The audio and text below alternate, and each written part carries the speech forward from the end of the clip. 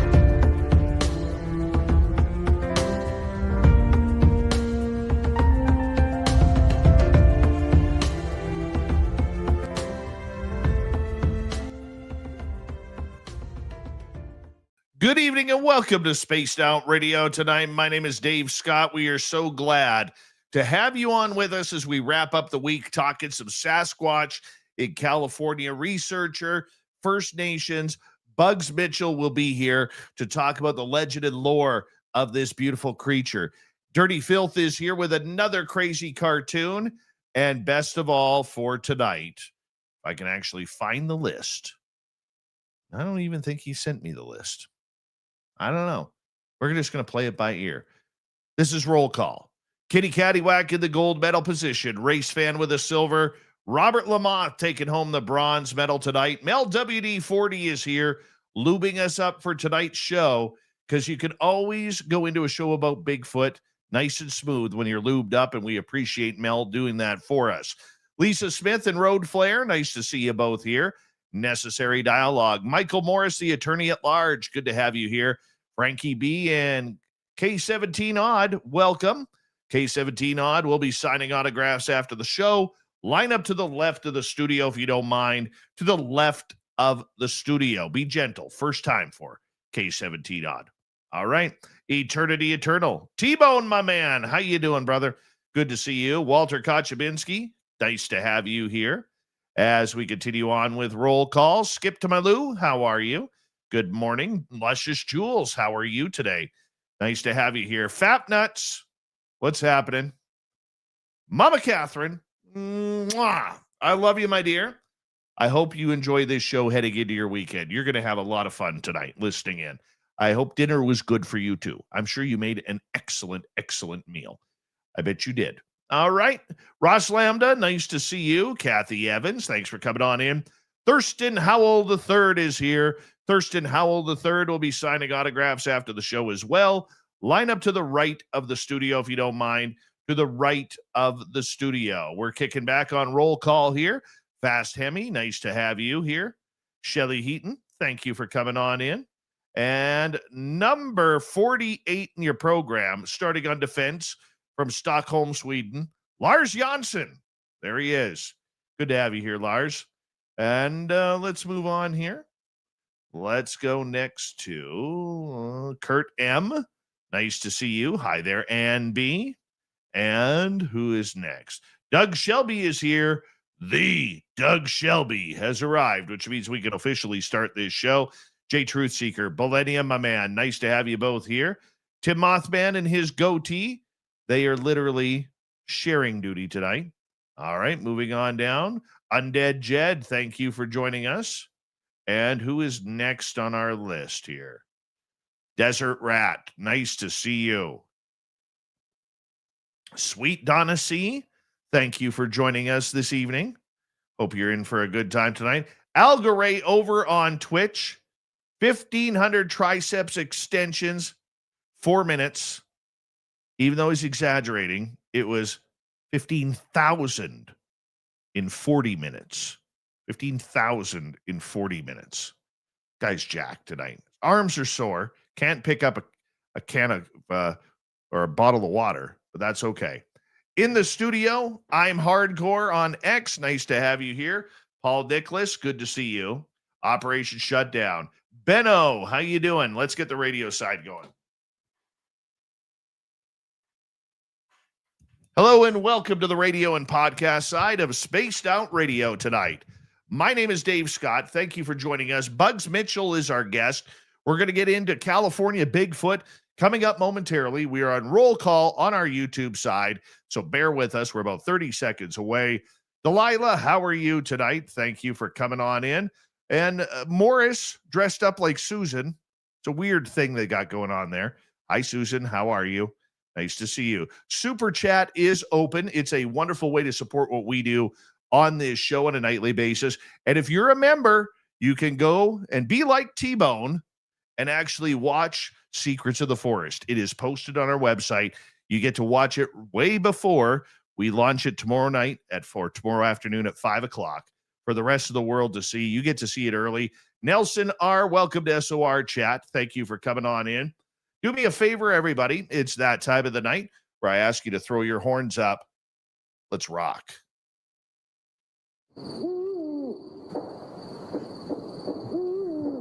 Are you ready to hear your mystic voice of the night? It's time to wake up. He's here. Shush. Be quiet. He's ready for you to listen. Let's point our ears towards the little cabin in the woods, where together, my friends, we own the night.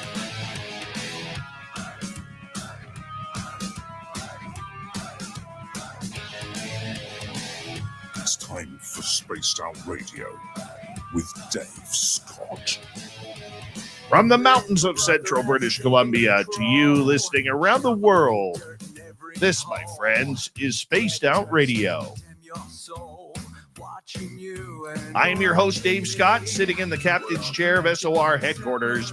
We welcome you to tonight's show on our terrestrial affiliates around North America, digitally on every major podcast network.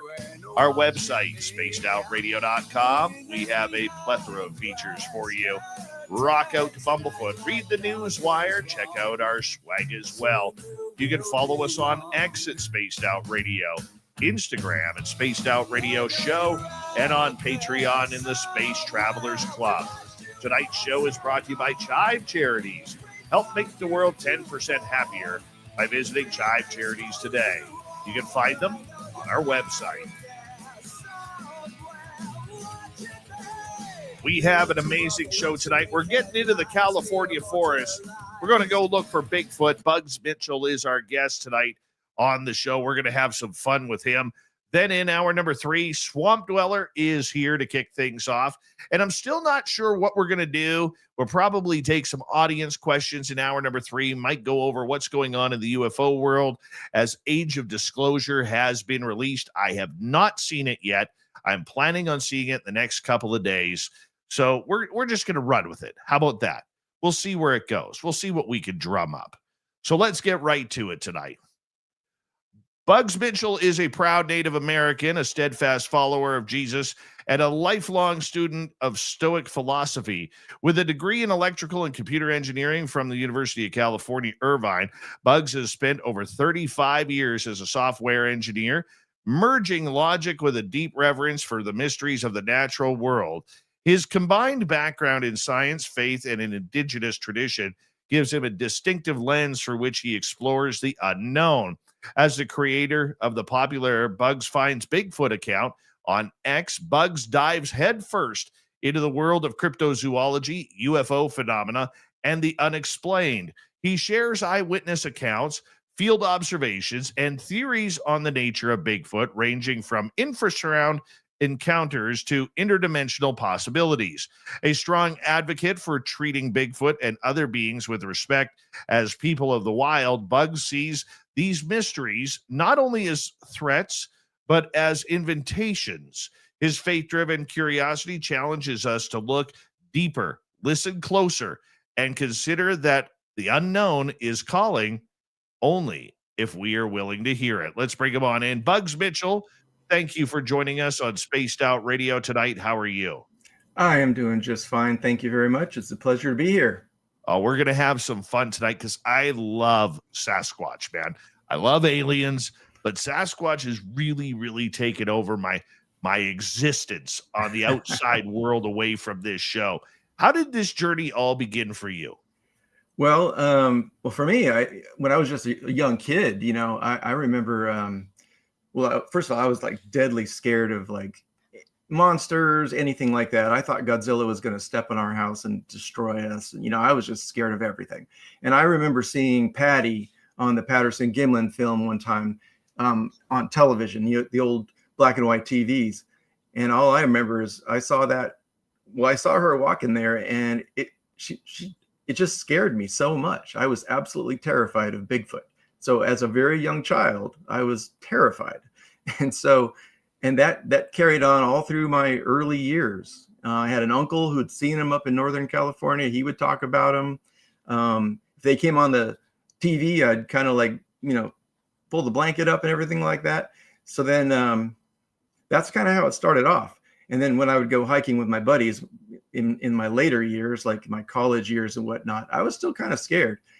And my friend, he would bring it up once in a while when we're around the campfire. And then I would be, look, if you you start talking about this, I'm going to walk right out of here and hike out because I'm deathly scared of these things.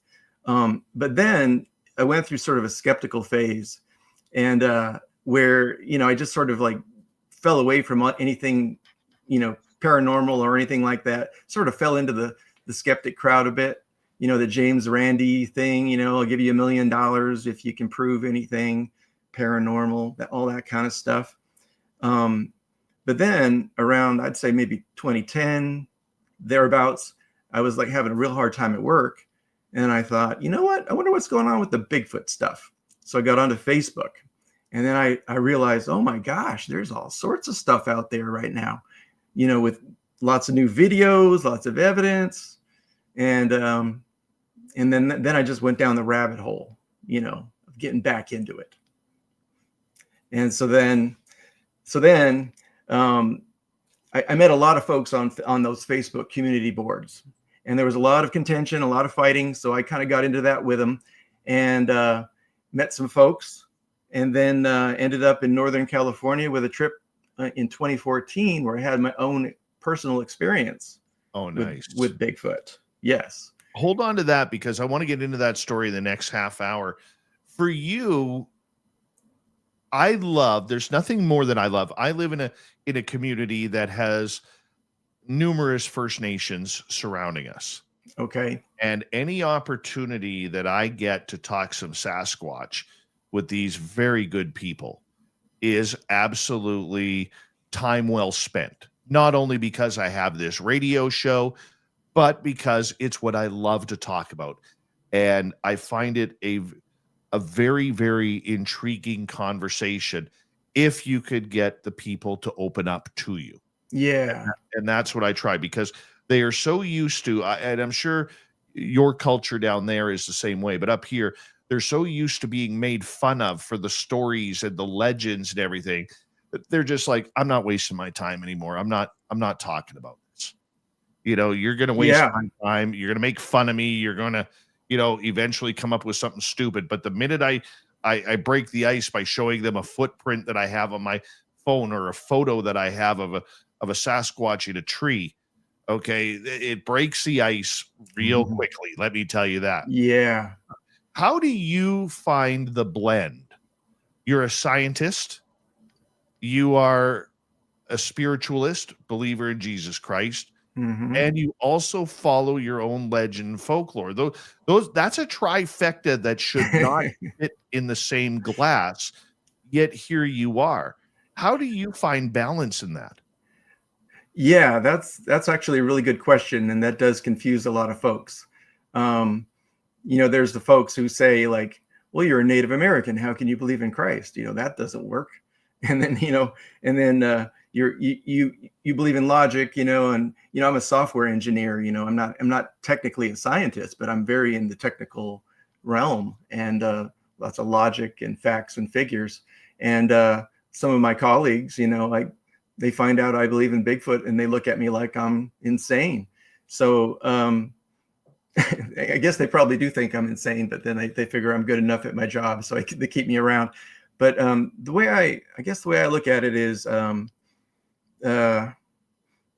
well, God is real, obviously. So I mean, I accept that as just a given, and then, but I also have a firm belief in the truth, and I think that's the key, is that I'm always seeking what is true. So if you can show me something, show me the data, or show me something, that some evidence, then, and if I'm wrong, I'm going to take that data in, and I'm going to try to evaluate that into my beliefs and my understanding of the world. Right. So my logical side and my analytical side, I find very useful, because then I can look at, well, I can winnow out hoaxes fairly well. I can tell you that. I mean, I've busted a few hoaxes online with Bigfoot, and I can look at the pictures. I have a pretty good sense of what's going on there. And then the spiritual side of everything. Well, to me, there's a creator, and then there's us. But now I know Bigfoot are real. So there's other us, right? There's other people out there, because they're people. They're not just apes. They're not animals, like a lot of folks think they are, at least in my opinion. And so then I see that as just another type of God's creation. And then it's a wonderful thing to explore from a scientific and logical point of view. And then the spiritual side, provides the meaning and the depth. Now, as far as my culture is concerned, I came back to the reservation, a bit later in my life, because my family had been disaffected from the tribe. But I got back in, and interestingly, I got back into the tribe because of Bigfoot. I learned that Bigfoot was one of the totems of the 7 grandfather teachings, because I'm Ojibwe, or it's also called Chippewa. And so our people, right, have the 7 grandfather teachings. And one of them, honesty, is often represented with Bigfoot. And when I learned that in my mid years, I was like, oh my gosh, I got to get back into this, So as far as I'm concerned, it all blends together perfectly to me. Does that answer your question, or does it still sound kind of like wonky? It answers it absolutely perfectly. And this subject, though, for a lot of First Nations, you come at it from a different level. Okay, you come at it from, like you call them, a spiritualist type people of the forest. Yes. Okay, there are many people out there who are completely flesh and blood. There are people who I think insult the creature by calling it the North American monkey. Oh yeah. I hate that. But that's a biased opinion on my part, even though I shouldn't be as a journalist. But either way, it upsets me. Yeah. But how do you define what Sasquatch is? Because the engineer side of you would be, this got to be flesh and blood. There are people out there who believe it's flesh and blood, plus has the ability to do some very supernatural things. That's what I believe. And there are people out there who believe that they are a form of people and probably need to have voting rights. Yes. Okay, so how do you define it all? Well, again, it was kind of like it was an evolution, I guess, for me, where I did start originally thinking, oh, it's an undiscovered ape. It's just it's this amazing creature that's like an ape, a primate, and it's undiscovered, and we're going to go out and find it. And I was just fascinated with that part of it. And then it feels special to think like, oh yeah, I believe in this thing that most people think is crazy. I kind of like that. But then, as I had mentioned before, as I started getting to know more people and within the community, I gravitated towards the more woo side of the house. There are 2 people that I consider to be my mentors in the Bigfoot world. And one of them has Native American heritage, and the other doesn't. But they are both very much believing that Bigfoot are very much flesh and blood creatures. Okay, they're real. They make those footprints. They They, they defecate, they eat, and then they hunt, and they do all of those things. But at the same time, they have abilities to, well, in my view, they can phase in and out of visibility. A lot of people call that portaling, where, the idea is that you're going in and out of somewhere, like invisibility. Now, I just feel that Bigfoot are flesh and blood, and I don't consider them spiritual creatures in the sense that they're not flesh and blood. I think they just have extra abilities that we probably do too, but we just forgot how to use them. That's how I look at that. So, so I reckon that they go in and out of their portals and for protection. And to them, it's like walking into another room. Like, in my house here, I just walk into another room. I don't think about it. I think that's what they do. And then we're standing there. They walk in the next room out of visibility, and we freak out. So to me, it's just part of, I guess it's just part of an actual ability that we all actually possess. I think we have it too. Telepathy and portaling. I think we can do it, but most of us have forgotten how to do it. So that's how I see that. Excellent answer. Excellent answer. I believe you. Mm-hmm. I believe Cool. we have that ability to do that. And the fact that this creature is seen not only in North America, it's not just a Pacific Northwest creature, it's seen around the world in different fashions, in different names, in different cultures, part of their history as well, whether it's Tibetan monks or whether it's the Yowie of Australia. We've heard it and been there and done it all. Are you thinking like I am that there are numerous different types of these species? Absolutely. Yes. I mean, I think I posted something a few weeks ago from Jane Goodall, where she had pointed out this very same thing, that in every continent, in every, people group virtually around the world, there are sightings of the same kinds of creatures, not exactly the same, but very similar, right? You've got the hairy man, the wild man. Some of them are a little short, some of them are taller. You've got, as you were mentioning, the Yowie and the Yeti. So I do think that there's probably about as many versions of them as there are different types of nations and languages, amongst our own species. So, and I think that the accounts bear that out, because when we hear the accounts of Yeti, it's a slightly different creature. It's not as tall, I think, and the footprints seem to be slightly different. It's not just a human-like foot with the 5 toes, at least as I understand it. I think the morphology of those foot are a little bit different. So yeah, I think there's quite a few, but then that kind of, merges into my view about the belief that there's probably millions of different civilizations within creation itself, out there and probably here where we can't even see those other entities, Do you believe then this creature does have the ability to pixelate or change? It's not just a professor of camouflage? Oh, you mean like, do I think that like the Bigfoot, say, like locally to here in my state of California, like, are you asking, do you think that they can, or that they can change their shape and their morphology? Do you think they are shapeshifters, or? No, I don't. I don't think they are. I think that they're very much, well, like you and me. I mean, we're not going to become a different type of human within our lifetimes. I think that we are who we are, and it's just that I think that there's a lot of other variations around the world, or even within our own continent. I have a feeling that the Bigfoot up in your area probably are a little different than the ones down in Northern California. And let's not forget the skunk ape down in Florida, right? And they seem to be quite different and quite a bit smellier. It's funny because when I talk to people about my encounters, the first question that always comes up is, were you able to smell them? we've never smelled them.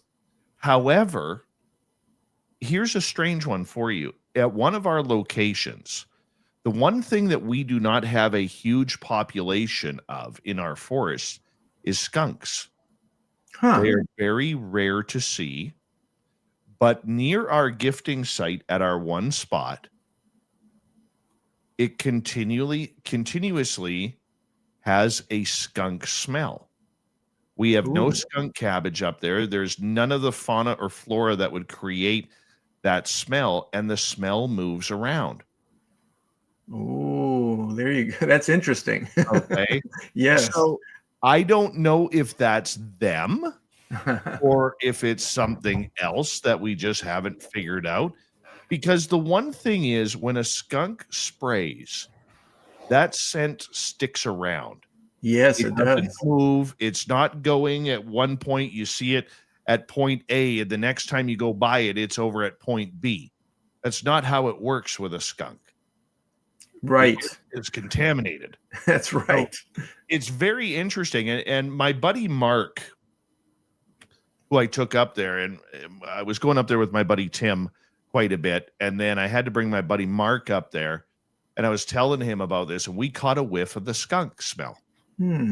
And he looks at me, he's like, I've been hunting up here for 15 years. I've never smelled a skunk in the forest. And he goes, that smell is moving. It's not standing still. And I'm like, yes, that's the confirmation I needed right there. There you go. There you go. Yes. That's impressive. Yeah. So they're doing that just for you. Maybe. That sounds like it. Oh man, this area that we have up here, I could brag about this and talk hours about this area. It's like a mini Skinwalker Ranch. Oh, wow. Yeah. So if you took maybe the size of a football field and placed it on the ground in that area, yeah, that's pretty much what it is. Wow. Yeah. That's amazing. I'm envious because I live down here in Southern California, and as we were discussing, earlier, there's no sightings down where I live. I have to travel quite a ways to get out of town to where I have a chance of seeing a Bigfoot or encountering a Bigfoot. So, interestingly, one of my favorite places to go is actually the desert. I like going out to Joshua Tree National Park. You've probably heard of that. And there's, a lot of UFO activity out there. And I go out to star parties and stuff. And I've done some hiking out there. Believe it or not, there's sightings of Bigfoot in Joshua Tree out in the middle of the desert. Really? Really, yes. And it blew my mind. That does shock me. Yeah. Now, there's not a whole lot of them. There's nowhere to hide. I know. But believe it or not, in some of the high deserts up here above Los Angeles, also there's been sightings up there as well, which it really is hard for me to understand that. Because you're right, there's nowhere to hide, and it's hot, or at least it's hot during the summer. But in the winter, it's actually really cold in the desert. So, but I don't get it. But then again, that comes back to the whole portaling idea. I mean, I know it's an easy thing to say. It's like, oh well, to explain this, well, they just hop through their portals and then go anywhere they want. But I can't help but wonder if somehow maybe they do that, because you're right. Like if you see one and you're out in the desert, how do they evade you if you're out? There's nothing there. I mean, there's rocks, but anyway, that's just some information for you that yes, there's sightings in the desert. I'm still looking into that actually. And one of these days, maybe I'll get a sighting when I'm out there. Man, that would be a different encounter. That's for sure. I'm going to get you to hold on right there, Bugs. Bugs Mitchell is here on Spaced Out Radio. We're talking Bigfoot. We're going to get into UFOs and a lot more tonight. We're going to ask him about his sighting in Northern California near Bluff Creek.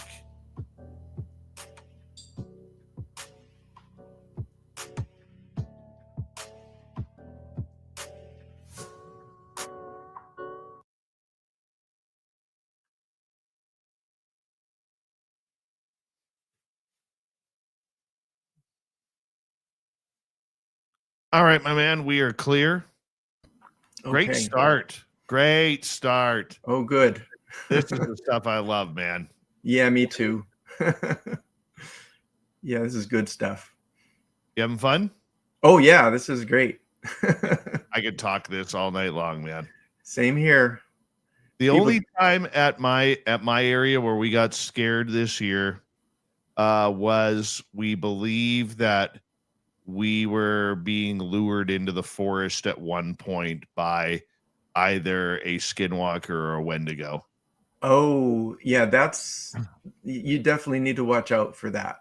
Yeah, Those guys we are were standing there. dangerous. So we were sitting in our chairs, and our area is very claustrophobic. Okay, Yeah. like you could barely turn a vehicle around in this little in this circle. Okay. And we were sitting in the lawn chair, and probably 30-40 feet to my right, I hear something move really fast through the trees, and then all of a sudden, as soon as that sound stopped, a squirrel all of a sudden was like, I mean, their nature's alarm. Yeah. Okay. And so I jump out of the chair, and I'm looking around, can't see anything. Could be anything. Could have been a bird that flew through. Could have been a mountain lion. Could have been a rabbit. Could have been anything. And then off in the distance, probably, I'm going to say 100 yards, we start hearing a woman's voice. Oh. And it was extremely monotone. And it was, "Help me. Oh my God. I'm over here. Can you Oh help me?" no Now, way. For visual perspective for yourself, I'm 30 miles down into the forest. Okay. Uh-huh. And then at that 30 miles, you hang a left and then go another 3 miles on this extremely bumpy 4x4 road. Then you have to go into a gully, out of the gully, and then into the area. Okay. Yeah, yeah. It's not an area where there is high traffic. And I only live in an area where there's 2,500 people. Okay. Yes. Okay. Wow. So there is not, that is something that we're like, there's nobody there. Right. It's very remote. We start hearing this voice. I heard it first, and it's, "Help me. Oh my I'm God. over here. Can you help me?" And it kept repeating that. And I looked at my buddy Tim, and I'm like, "Can you hear that?" He was like, "Hear something." And I'm like, over there. It's a woman's voice. Listen. And we got it all on camera. We couldn't hear her because the voice was so quiet.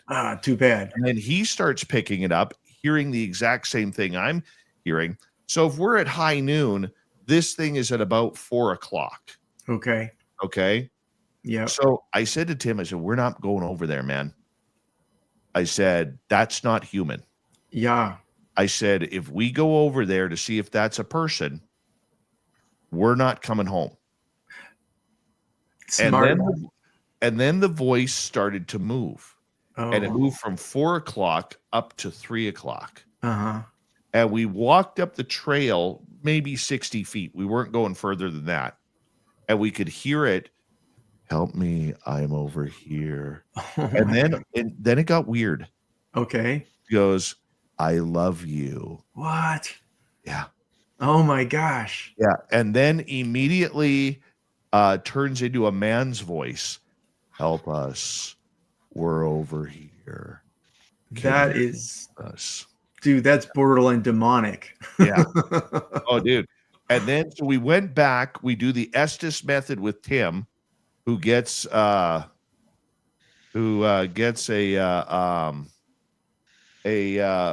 real rude spirit on there, like telling me that he knows who I am. And I said, "Where do you know me from?" He goes, "In your dreams." Right? Yeah. And as we're doing this, the voice now moves from 3 o'clock up to 11 o'clock. Oh my gosh. Oh yeah, dude, it was freaky. I'm not going to lie. It was freaky. Bobbert, how you doing? Thank you to all the new memberships here, guys, in the 3-month anniversary of all you being members. Thank you very much. Much love to each and every one of you. And Super Chat is open. It's a wonderful way to support what we do on this show on a nightly basis. And, of course, you can shop at our Spaced Out Radio store on our website. Here we go.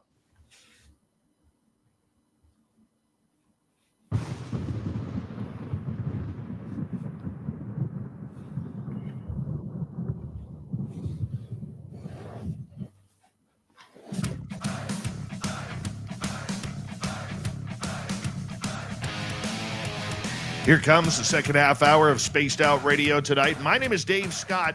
If you want a good Bigfoot conversation, well, let me tell you, you came to the right place tonight. Our guest, Bugs Mitchell, is about to tell his encounter momentarily.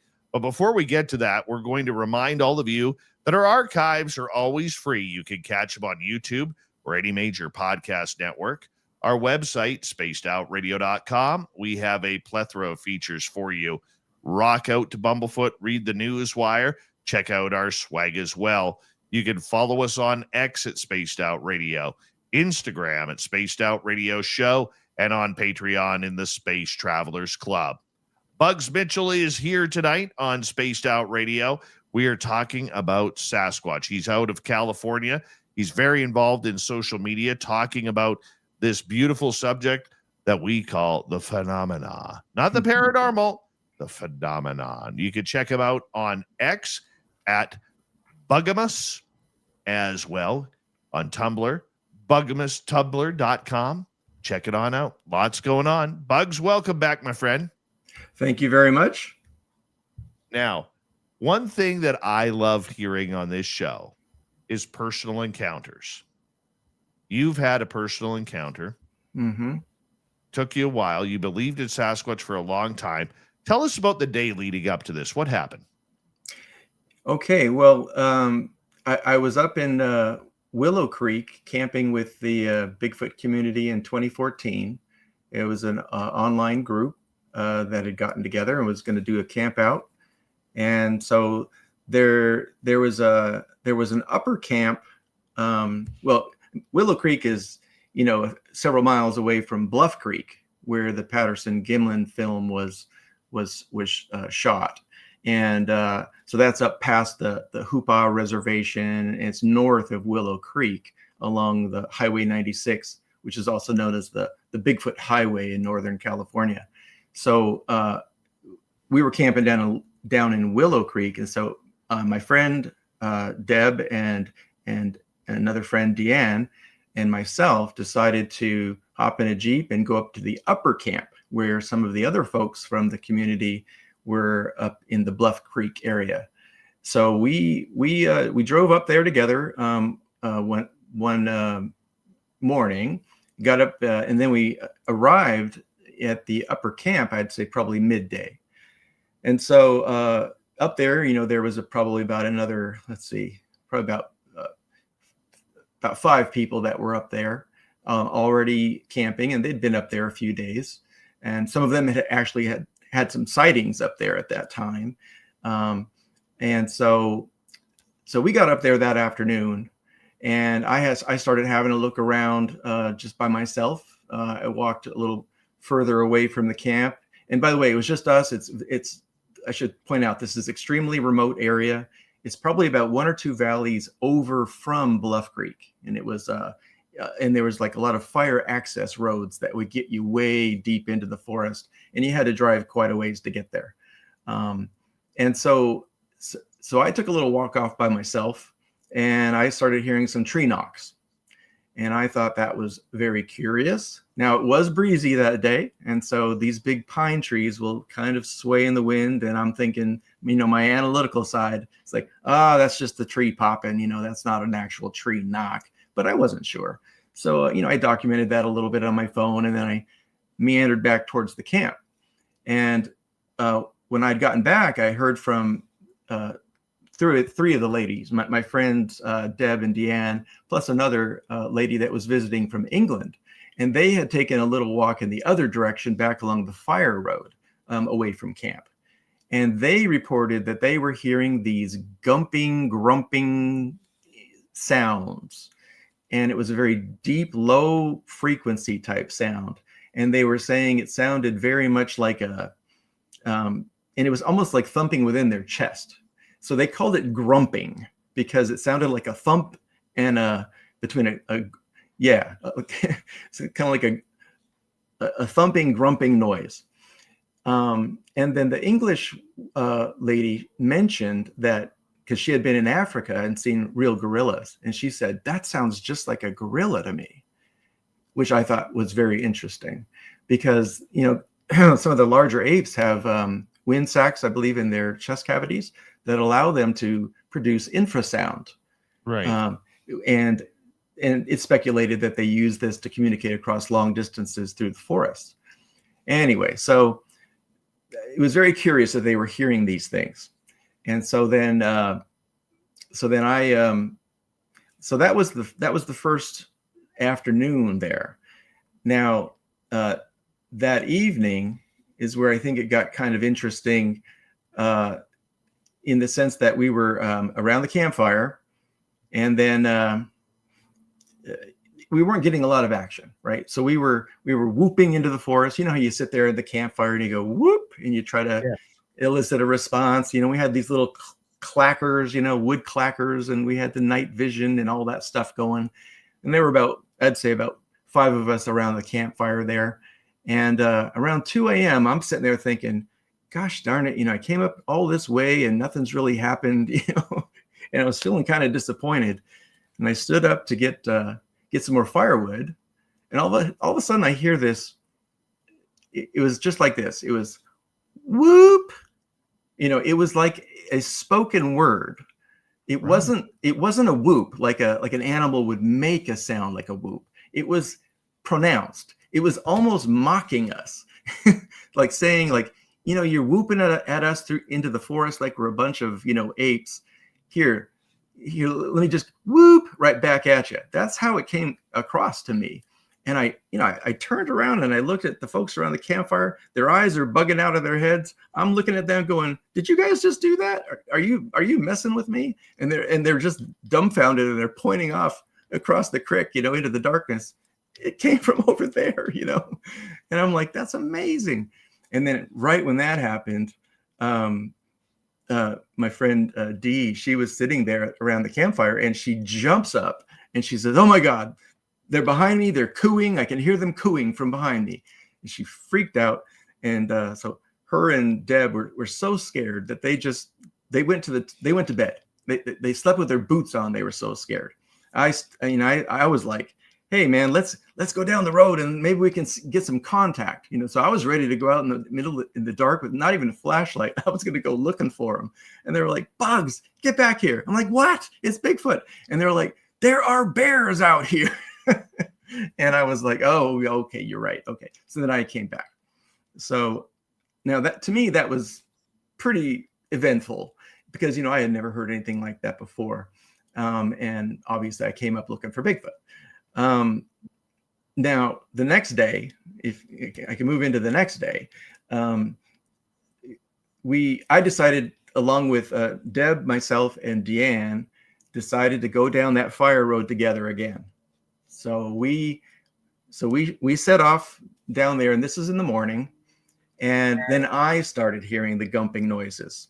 It was maybe about a quarter mile past the camp or something like that. And then I started hearing these like rump, rump, rump kind of noises. And I could feel it in my chest. Now that's the thing that gets me, right? Now you could say, oh, there's people messing with you. Fine, but how did they do the infrasound? Because that's infrasound. That's like a bass drum thumping, and you can feel it, right? You can hear it, but you can also feel it because it's subsonic. So then we kept hearing these repeated noises, as we were walking. Now, I should mention that my friend Deb, I believe she's relatively psychic, and she believes that she is. And she was getting some very unpleasant feelings and saying that they don't want us here. They don't want us to come here, and I'm really scared, and I don't want to do this. And we're like, no, come on, we can go a little bit further. And she's like, no, that's it. I'm going back to the camp. So, and we couldn't dissuade her. So she turned around and went back to the camp. Deanne and I continued onward, and we went down that fire road. And so down to the right, it's a very steep slope. Okay. And we could hear those guys down that slope. And it was very clear that we were getting these noises. So we walked quite a ways, and then they kind of stopped. And then we decided we'll do some tree knocks and, all the normal stuff, but it kind of like dissipated a bit. So we got a little bored, and then we decided, well, let's just head back. And this was maybe, I don't know, a mile or so down the road. And then we were going to head back. So we got going a little ways, and then we started hearing the grumps down on the left side because we had turned around.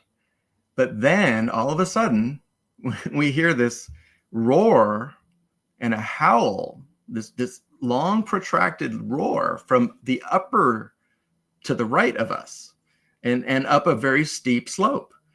And it was unmistakable. It was just this huge long roar. And I'm just looking at Deanne, and she's looking at me, and we're just like dumbfounded. Now, we're not scared. That's the part that blew me away. I was just standing there amazed. And then all of a sudden, though, she says, "Oh, I can hear them coming down towards us." So she got a little bit spooked because she heard something coming down that ridge, like, scooting down the sand and stuff like that. We didn't see anything, but that roar was very loud. And then down that slope, there's more of them down there that are grumping at us from that angle. So there's obviously more than one of them out there. And so it was at that moment when I told myself, okay, now something's happened. I haven't seen them, but I have heard them. And I can't imagine what makes that kind of sound other than, well, the purported Bigfoot who can do infrasound, right? What kind of North American animal can do that kind of a noise? So agreed. And so then that's when it really clicked for me that these guys are real, and I've had my own experience.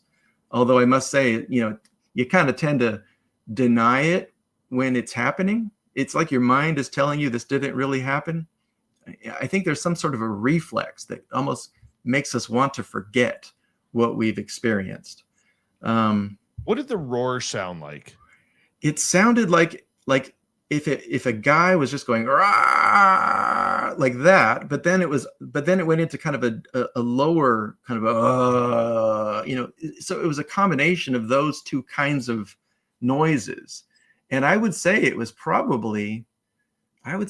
on for about, it was maybe a good 15 seconds of a roar. And that's a long time. And so, but it was loud, and it wasn't like, it didn't sound like a human being at all. It just sounded like it didn't sound like an animal, because it sounded like a human-like being roaring. If you get my Yes. drift there, it wasn't a bear. Okay. It wasn't a bear, and it wasn't like an elk or something like that. Right. It was an actual protracted roar like a human would do, but this was a voice that was not human. I have heard two roars before. The one roar happened shortly after I had my Bigfoot encounter in 2013 with two of the creatures. And my friends of mine had 10 acres in the backwoods of Mission, British Columbia, which is about an hour east of Vancouver. And we had seen pixelation. Okay. So prior to that, we're walking around their back field, and there's a pond back there. There's no beavers, there's no otters or anything like that, because we're up on a mountain. Mm-hmm. And all of a sudden we start hearing behind this 10-foot wall of blackberry bushes. And behind that is where one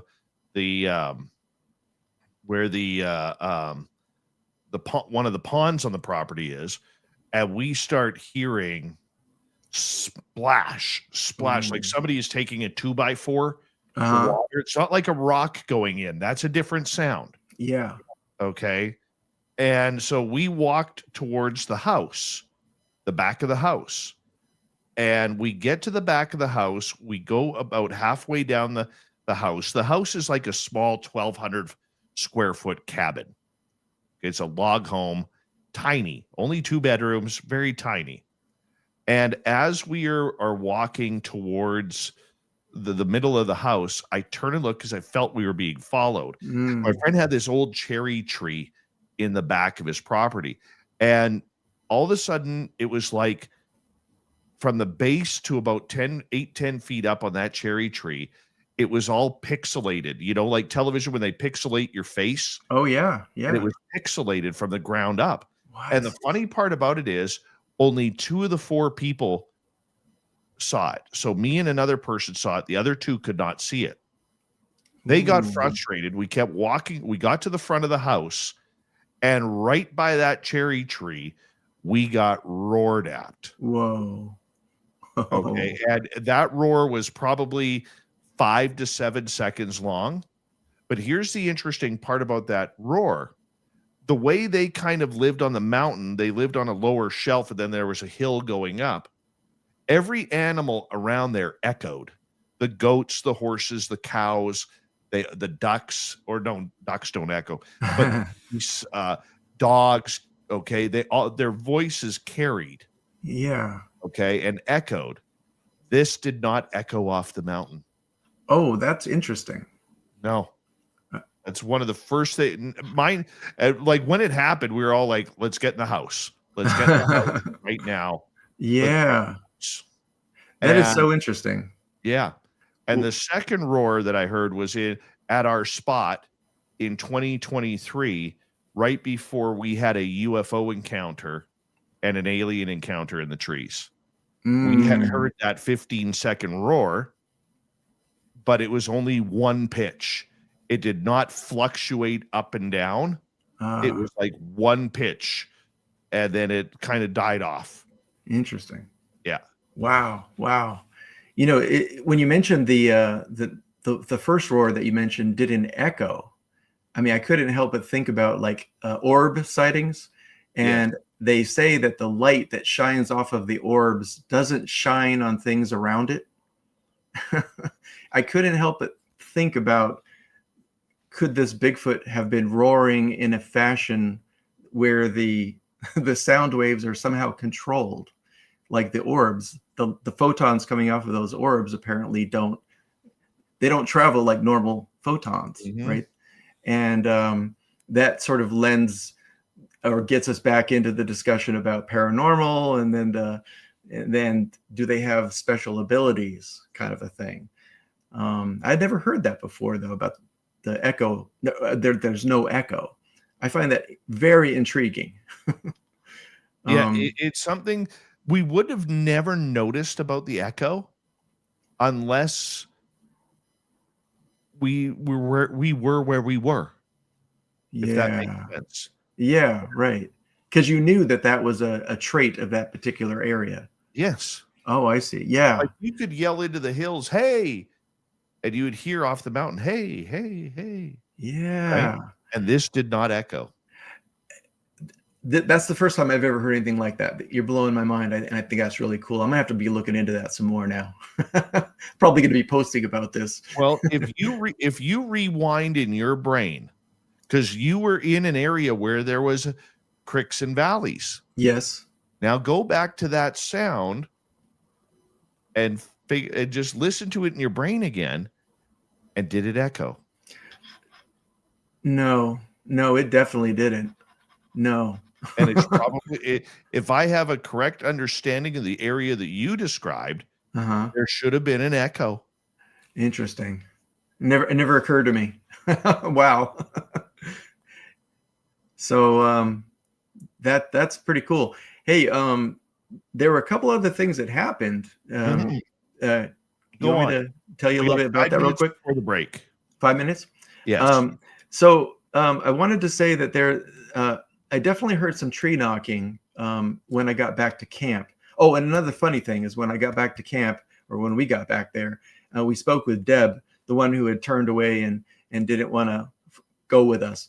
And she told us that she's like, yeah, I'm glad you guys had that experience over there and everything. I was scared. And she said, I just told them, leave me alone and go bother them. And I think the Bigfoot did exactly that. They left her alone, and then they went off and gave me and Deanne a little bit of some excitement. But the other thing was that my mentor that was up there, he said that there's one thing that Bigfoot can't do, like when you're talking about mind speak, or if they're going to try to connect with you in sort of a deeper level, he says they cannot work through fear. And he did mention how my colleagues my friends there were very fearful. And he thought that may have been the reason why we didn't get maybe more interactions the previous evening. And so I think that's important for people to know, that if they want to have an experience with Bigfoot, they need to not be afraid, because I don't believe there's anything to be afraid of, as long as you're not threatening them, of course. But then I also wanted to say that we did do some gifting the previous night, the night when we'd heard the whoop around the campfire. We had set out some flowers and I think a few sticks on a large log that had fallen across the creek. And we just set it right there, out there in the middle of that log. And when we woke up in the morning, there was a piece of beautiful driftwood there and a little toy car, a little yellow toy car, because it's a camp area. So there, it was probably just some kid's car that was up there from years and years ago. It looked like maybe from the 60s or 70s or something, a little Hot Wheels. And we brought that back with us. But I thought that was another very confirming occurrence. And then the other thing that I heard, the tree knocks that I heard, I always found it fascinating because it was like there were three of them. It was like a crack, crack, crash. It's those three. And I've heard this before, where there's three knocks, emphasis on the third knock. And when I was watching one of my favorite Bigfoot movies, Letters to the Big Man, or is it Letters from the Big Man? Can't remember right now. It's one of those. There's a point in that movie where the main character is saying that. She's journaling about that. 3 knocks, she says, and emphasis on the third. And I thought, well, that's an interesting kind of like a validation of what I had heard also, because other people must have heard that. How could that have ended up in a movie, right? So anyway, that's pretty much the thick and thin of my experience up there in that camp. How many did you think there were around you? I would say, well, the one around that camp, the one that whooped at us, I think that was a juvenile, because it sounded like a young female to me. It was a sweet voice. So I'd say that's one. I figured there had to be a really large one up on the top of that ridge. And then I reckon there were at least 2 down lower grumping up at us. So I'm thinking always like 5 or 6 of them were probably up there, but a minimum I would say of 3. That's what I reckon. Yeah. That's still a lot. Oh, it's a lot. Yeah. And I did mention there were some sightings up there from the other folks that on previous days, where one had ran through the camp right in front of somebody. And when they were driving in along the road, they saw 2 of them running right across the car in front of them. Yes. So they were definitely up there. Now I just feel blessed to have heard them. And I guess in a sense, hearing them is actually pretty good evidence too, because feeling that in my chest, that's the thing I always go back to. Until someone can tell me what kind of an animal can do that, I'm like, that was the real deal, man. I would agree. I would agree with you on that, because when it finally rock and rolls and you're in one of those hot spots, you can't control what is going on. They are in full control, and they're going to let you know what's happening and what they're going to do.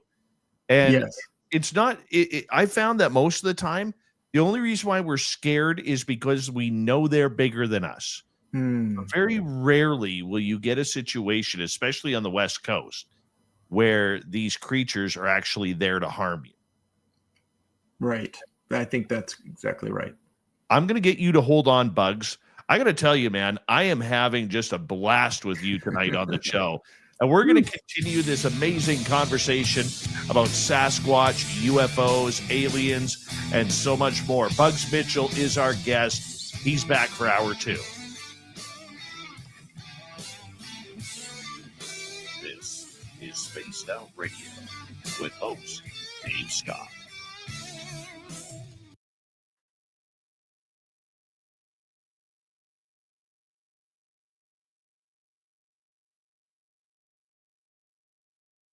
All right, we are clear. We're going to turn things over to Dirty Filth. We got about 6 minutes here, Bugs. I'm going to unmute you in case you want to hang out with Filthy.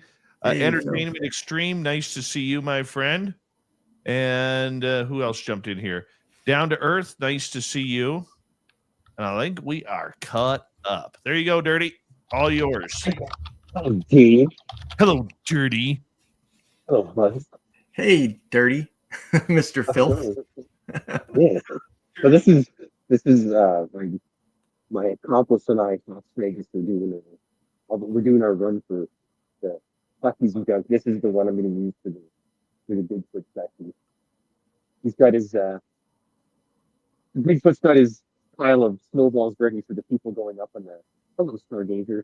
He's got his pile of snowballs ready for the hunters going up the hiking path. The snowballs. That is so cool. I forgot to do a little bit of the tree back here. Gotta put the tree trunk in there. Yeah, I must come on today and draw with you because I always like all your posts and everything like that. So I always have a good time interacting with you. It's awesome. I'm having a little trouble understanding you, Filth. Is your mic muffled a bit? Maybe I gotta put my microphone closer to my mouth. Is that any better? Yeah, that's a lot better. Thanks. Okay. Yeah, I just wanted to say thanks for coming on the show. I appreciate interacting with all your posts on X and everything. And thank you for sharing all my drawings and stuff. Oh, yeah. I think your work is amazing. I just love the characters you've created because they're all so unique. And each of them have like their own, like kind of a spirit to them, you know? They're not just empty.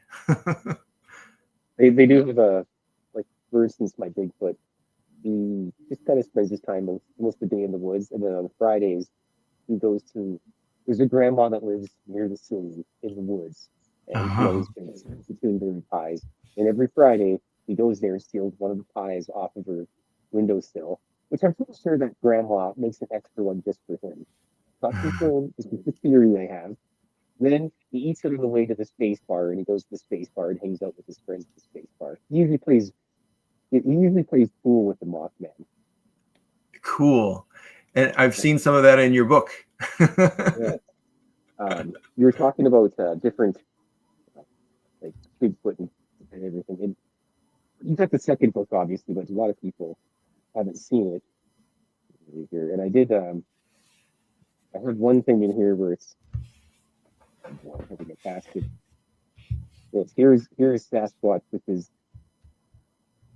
he goes to steals the pie off of the grandma's windowsill, and the man in black is there and tells him to kindly return the pie.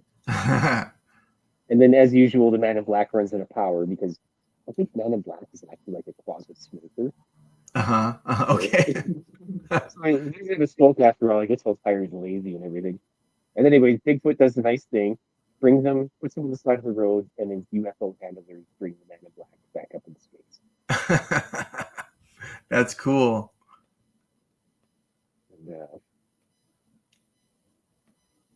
And, This is your second book? This is the second one. Yeah. Yeah, I gotta get that one. Oh, geez. Anyways, this is this is how Canadians go for the massage. They get Sasquatch a few times in the back with a hockey stick. And they Dave on the massage table with relaxing spine. You wear my spine a few times with a hockey stick, please. Yeah. And then here, this was a photo I took when we went to Vegas a couple years ago.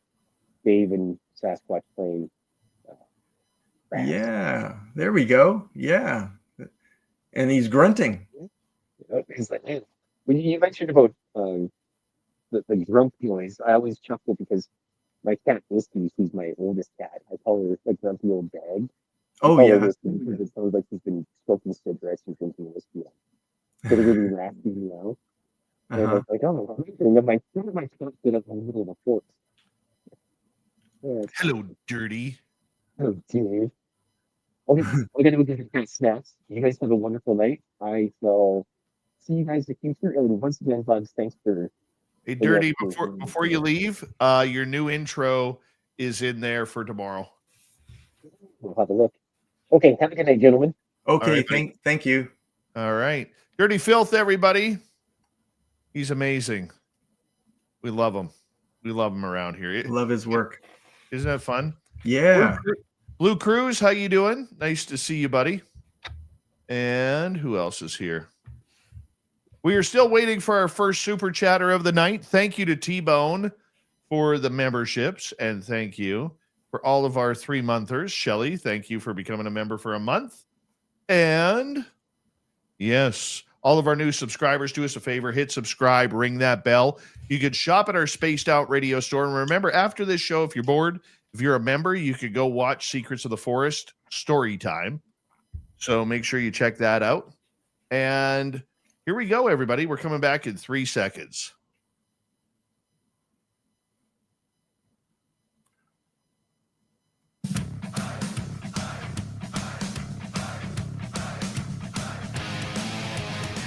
Hour number 2 of Spaced Out Radio is now underway. Good to have you with us. My name is Dave Scott. We appreciate you tuning us on in wherever you are on this beautiful planet we call Earth. Hey, we want to say hello to everyone listening in on our terrestrial affiliates around North America, digitally on every major podcast network. Our website, spacedoutradio.com. We have a plethora of features for you. Rock out to Bumblefoot, read the news wire, check out our swag as well. You can follow us on X at Spaced Out Radio, Instagram at Spaced Out Radio Show, and on Patreon in the Space Travelers Club. The Desert Clam has set the password for tonight in the SOR Space Travelers Club. Fardle. Fardle is your password. Use it wisely, Space Travelers, as the Clam sets the password each and every night, right here on Spaced Out Radio. We have a great guest tonight. Bugs Mitchell is here. He's of First Nations descent. He is an experiencer of the unknown when it comes to Sasquatch. He is driven by the passion of learning what all of these phenomena have in common. And Bugs, thank you so much for being here. We appreciate you taking your time for us tonight. Oh, it's a pleasure to be here. Totally. When you started having, or when you had this experience, you know, you mentioned that you didn't have any panic. You didn't have anything that upset you. You know, you didn't have any fear. You were surprised by that. Why do you think you remained so calm? Yeah, I've wondered about that a lot, actually. Before I had gone up, I had already come to the conclusion that I didn't want to just find Bigfoot. Okay. I wanted to know Bigfoot. That's the way I looked at it. And so I think I have some sort of an innate desire to connect with them for who they are, or to meet them where they are, as they are. And because I perceive that they are very deep and spiritual beings. And by spiritual, I mean, like us, you know, in the sense that where we can think about, you know, creation and whatnot, and that kind of a deepness.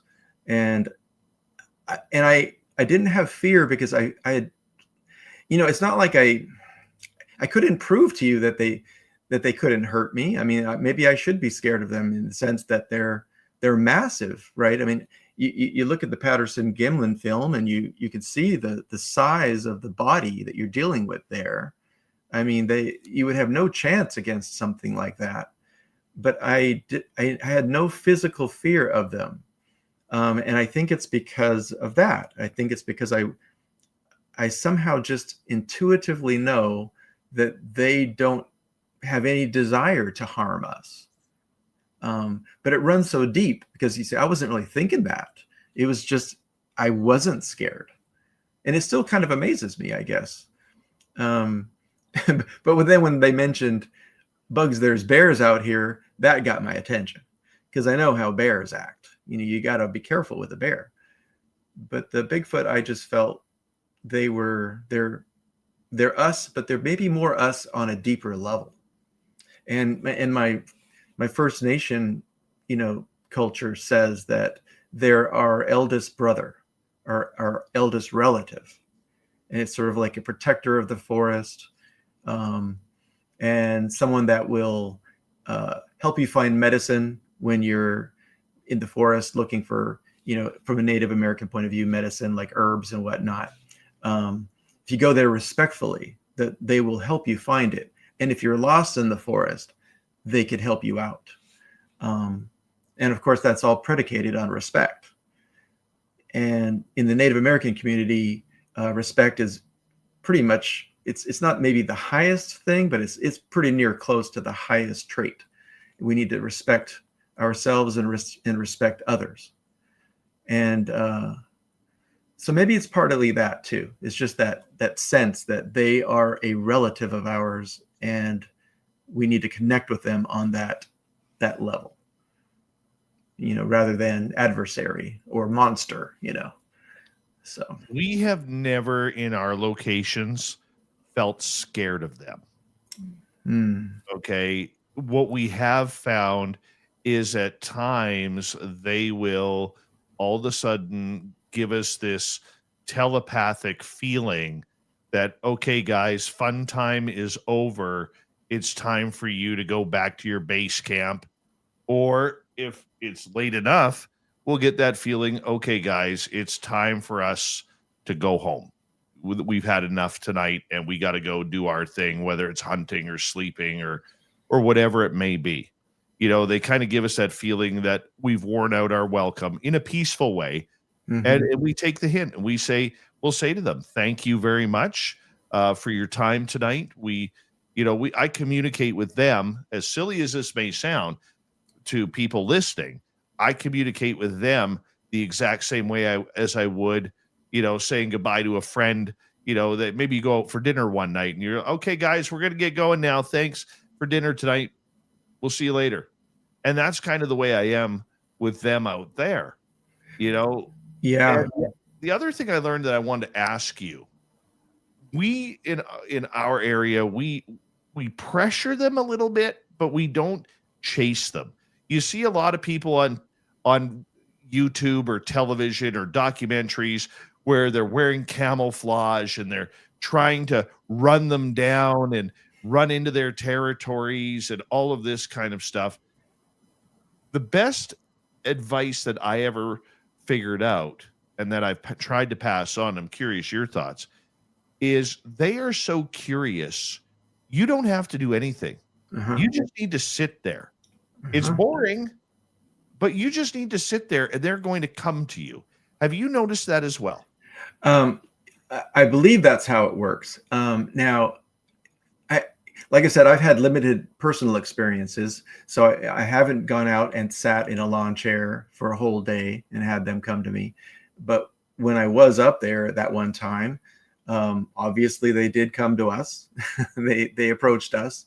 I do feel also that perhaps maybe we were annoying them a bit. Looking back on it, they're probably thinking we're a bunch of newbies up there, and they were probably a little annoyed, but they certainly weren't angry at us. But I do believe that, yes, that when you go to the forest and you go into their area, to me, it's as if someone's coming into my home.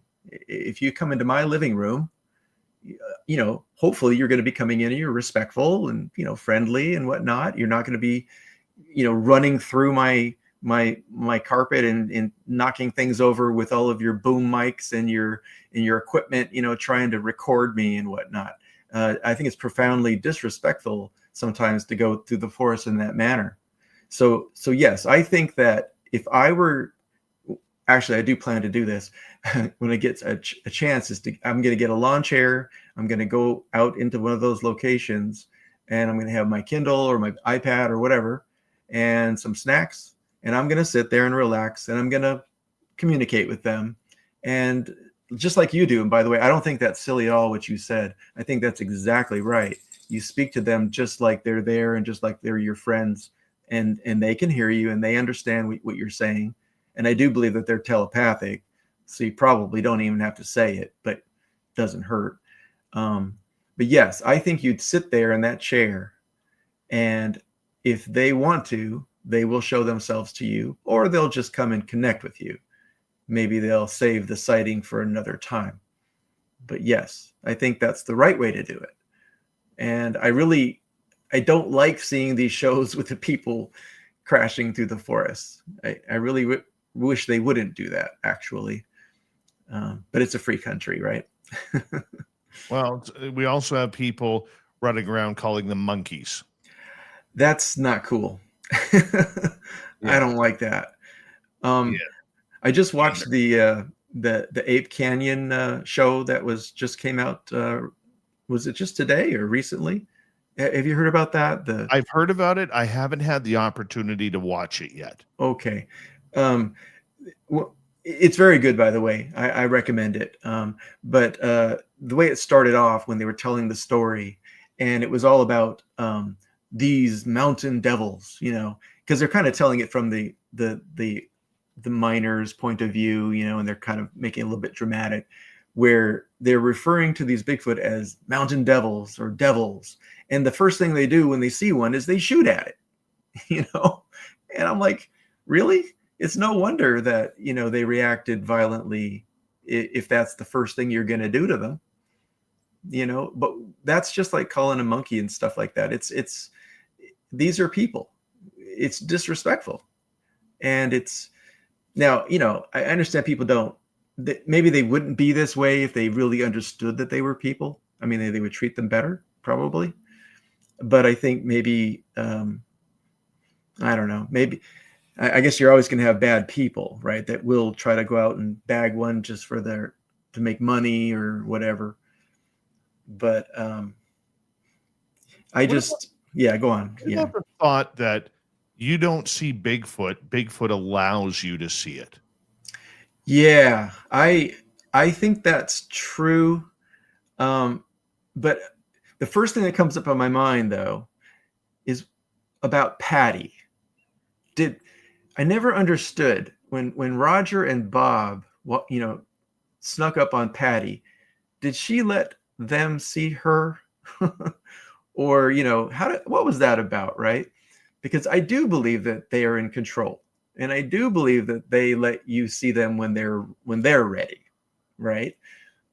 But then I'm going to answer my own question there. I guess I've heard, and it makes sense to me that there was probably more than one of them up there when Roger and Bob were filming Patty walking across that sandbar, and maybe she was running interference for her family, and that's why she was walking out in front of them, just to kind of keep their attention on her for a bit, to give the rest of her clan, a little bit of room to, get out of the way and get into proper positioning. I've often wondered about those kinds of things, though. I've never really looked at it that way, but that would make complete sense. But I do believe that she was caught off guard. It sure seemed that way, doesn't it? Yeah. Yeah. I don't know what to make of that. The idea, because I firmly believe the Patterson Gimlin film is still the best film of a Sasquatch. I really do. Absolutely. And I think with that film, the one thing that still catches me a little off guard about it today is she didn't panic. The horses were there. The horses were the size of hers. The horses were freaking out. Mm-hmm. Okay. They were making a lot of noise, because when horses are scared, they do make a lot of noise. Mm-hmm. Okay. Yep. You had the gentleman jumping off their horse with the camera. Okay. And kind of not really running up on her, but running to keep a good eye on her while they're filming. Yeah. And she didn't panic whatsoever. She didn't growl. She didn't, show her teeth. She didn't do anything. She just calmly said, okay, there you are. It's time for me to go. And I'm going to walk away. It's kind of like the same reaction that humans are supposed to have when you encounter a bear. You don't run away. You don't scream. You don't yell. You just cautiously make your way out of the distance of the bear. Yeah. Direction. Yeah. Yeah. That's a good point. I think that's right. Maybe that she was, well, I've heard of other experiences where somebody will be walking through the forest and happen upon a large Bigfoot. And I remember this one witness I was looking into recently. He said that when the Bigfoot noticed him, it's like he looked at him in almost like an annoying fashion. He's like looking at him like, you, or it was almost like a not like disgust, but just sort of like annoyance. And then he just walked away. Like you said, he just walked away. He didn't say anything or nothing. He just walked away. And so that's exactly what she did. You're right. Well, what does she have to fear? Although I guess, Bob did have that 30-06, he had that ready just in case, right? Because he had mentioned that. But I don't know. I think they know us very well. I think they know of us, and they're probably taught maybe to react in that fashion. Well, I mean, do you reckon that they teach each other things like that? I would think they would. I think they are so confident in their strength and their ability that they don't have to worry. Yeah. Makes you wonder about the guns. Like there's accounts of them being shot, right? Yes. And apparently not taking them down. Makes you wonder if they're also protected somewhat from those. And maybe they know that as well. Like that. Well, I'm a believer that they can step in and out. Okay. I believe there is something supernatural with these beings. Okay. That's why, like, you'll see, one track, and then 35 feet down the path, you'll see a second track. Oh yeah. That's okay. right. I believe that there is something about that. I don't know. I could be completely wrong, but my idea of the whole that time when I heard the roaring, when I saw the pixelation. Yeah, you saw them phasing, didn't you? Yeah. And when we had our encounter, 4 of us had our encounter in 2022. We were about 80 yards away from this. And we don't know how it left. If it was dark out, it was a full moon night. It was dark out, and he was standing there beside a tree, a very probably an 8-foot evergreen tree that was just growing. And he was towering over that. Wow. Okay. But he was in the classic Patterson Gimlin Sasquatch pose. But here's the funny part. If he would have went to his right, our left, he would have had to cross a logging road and go up about a 6-8 foot embankment to get out of it. Okay. If he went to his left, our right, he would have had to climb over a bunch of fallen trees, and we would have heard him. Yeah. If he went backwards, we would have watched him phase into the dark. And then I've heard reports, and I don't know how true it is, but I've heard reports about how when they kneel down, that's when they get ready to disappear. So he was standing up, and then he kind of kneeled down,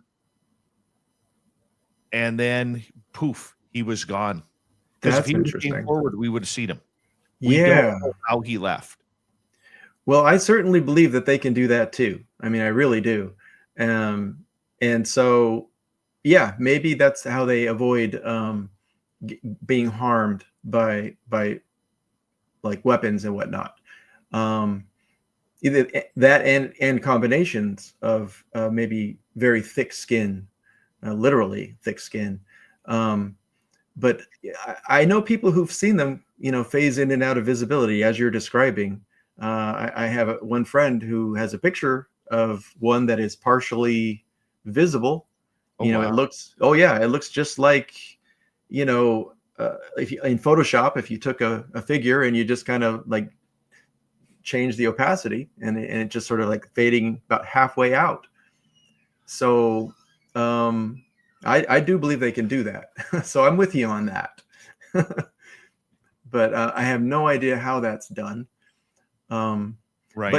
But shaman know how to do that though. Like monks, Tibetan monks, Yes. and Native American shaman have certain abilities. And I've heard stories of that where they can portal. Even Catholic priests. Was it Padre Pio? I believe there's stories of him being having bilocation, where he'd be in like one continent and another continent at the same time.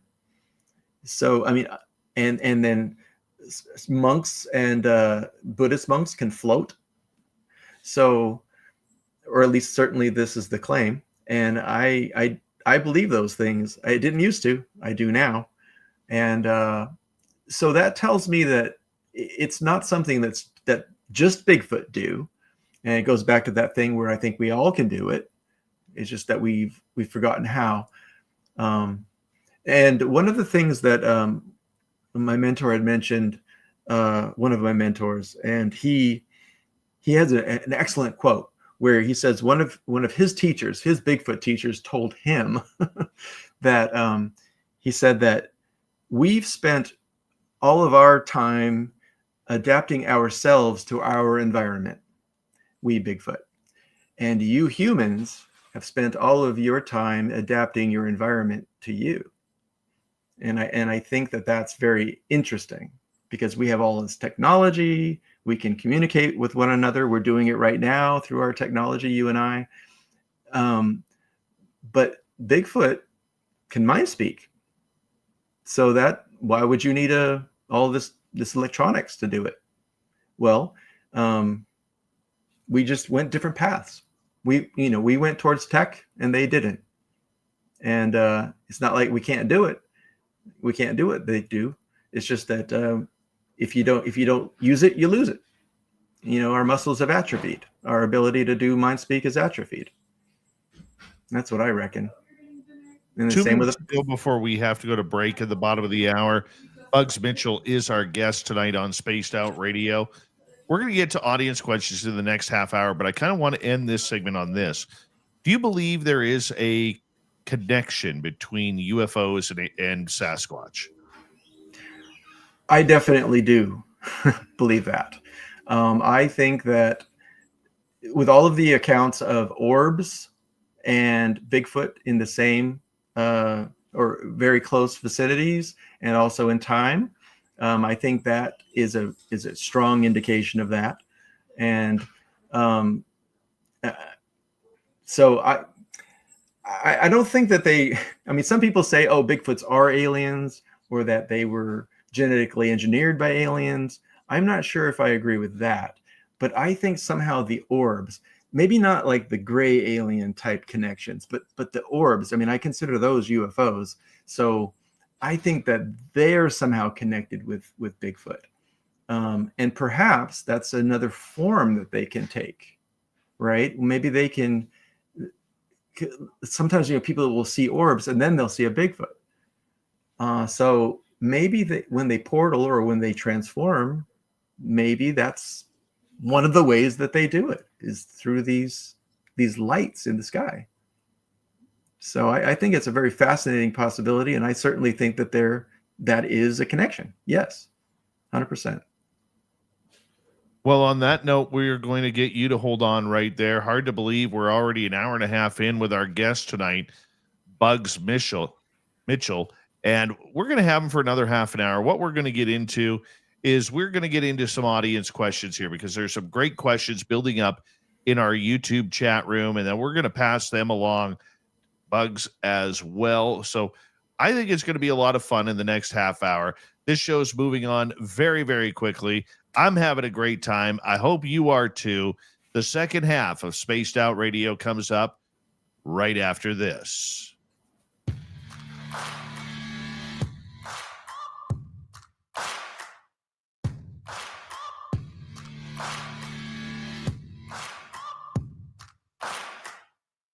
You're listening to Spaced Out Radio with your host, Dave Scott.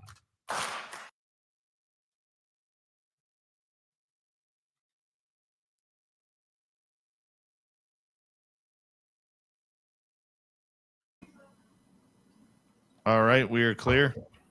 This has been a blast, man. Cool. Yeah, this is fun. You're great. You're absolutely great. Yeah, I appreciate that. You have a really good show here. Thank you very much. Yeah. Appreciate that. I bet you love what you do. I have a background in radio. That's what I went to college for. Oh, okay. So I spent 10 years in terrestrial radio before taking about 7 years off before starting this. We're actually coming up to our 11th anniversary at the end of the month. The 30th will be our anniversary here. Wow. That's Yeah. cool. Yeah, it is really cool. You've got the good radio voice, I'll tell you that. Face for radio too, my friend. Nah.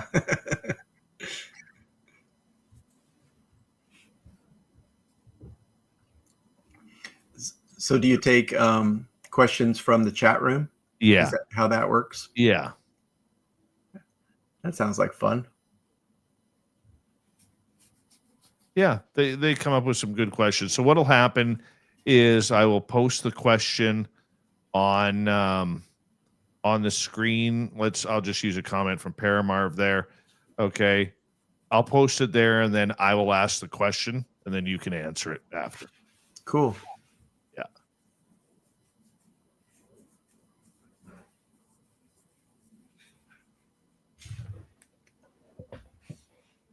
The one thing that I've learned over time is a couple of things. Number one, I can't stand taking phone calls.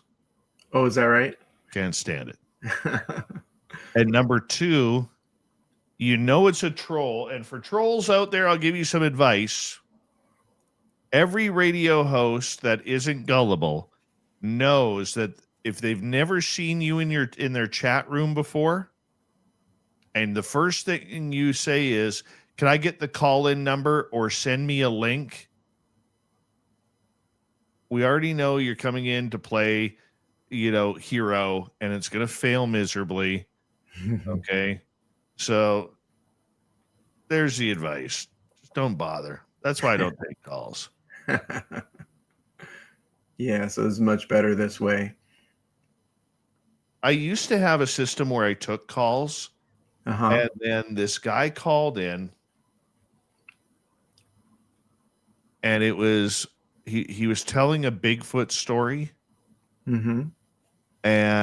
or what seemed like a Bigfoot story, and then he made it extremely sickeningly racial. Oh no. Yeah. And I said after that, I'm never, ever taking a phone call again. Yeah, geez. It's a shame people have to do stuff like that. Yeah. Man. Yeah. And like it would be different if I was working in a major radio studio where I had a producer who could screen calls, and then you have the 10-second delay button. Oh, if right. somebody says something stupid, but I don't have that because I work in a studio in my house. Okay. So because I don't have that, I don't even bother. Hi, gorgeous Nicole Sackich. You're number one. Right there, number one, Nicole.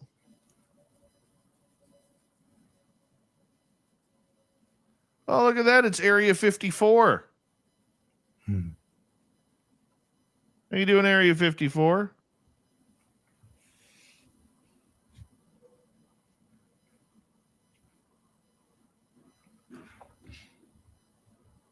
We got about 35 seconds here, Bugs. Okie doke. Thank you tonight to Area 54, Shelly, and AJ and Blue Skies. Thank you for the love with the super chat. T-Bone, you are a hero once again to our chat room with all of your gifting of the memberships. Thank you very much. If you are a member, you could go after this show and watch Secrets of the Forest story time. We put it up today, 5 o'clock tomorrow. The rest of you can watch it on our YouTube channel. Here we go.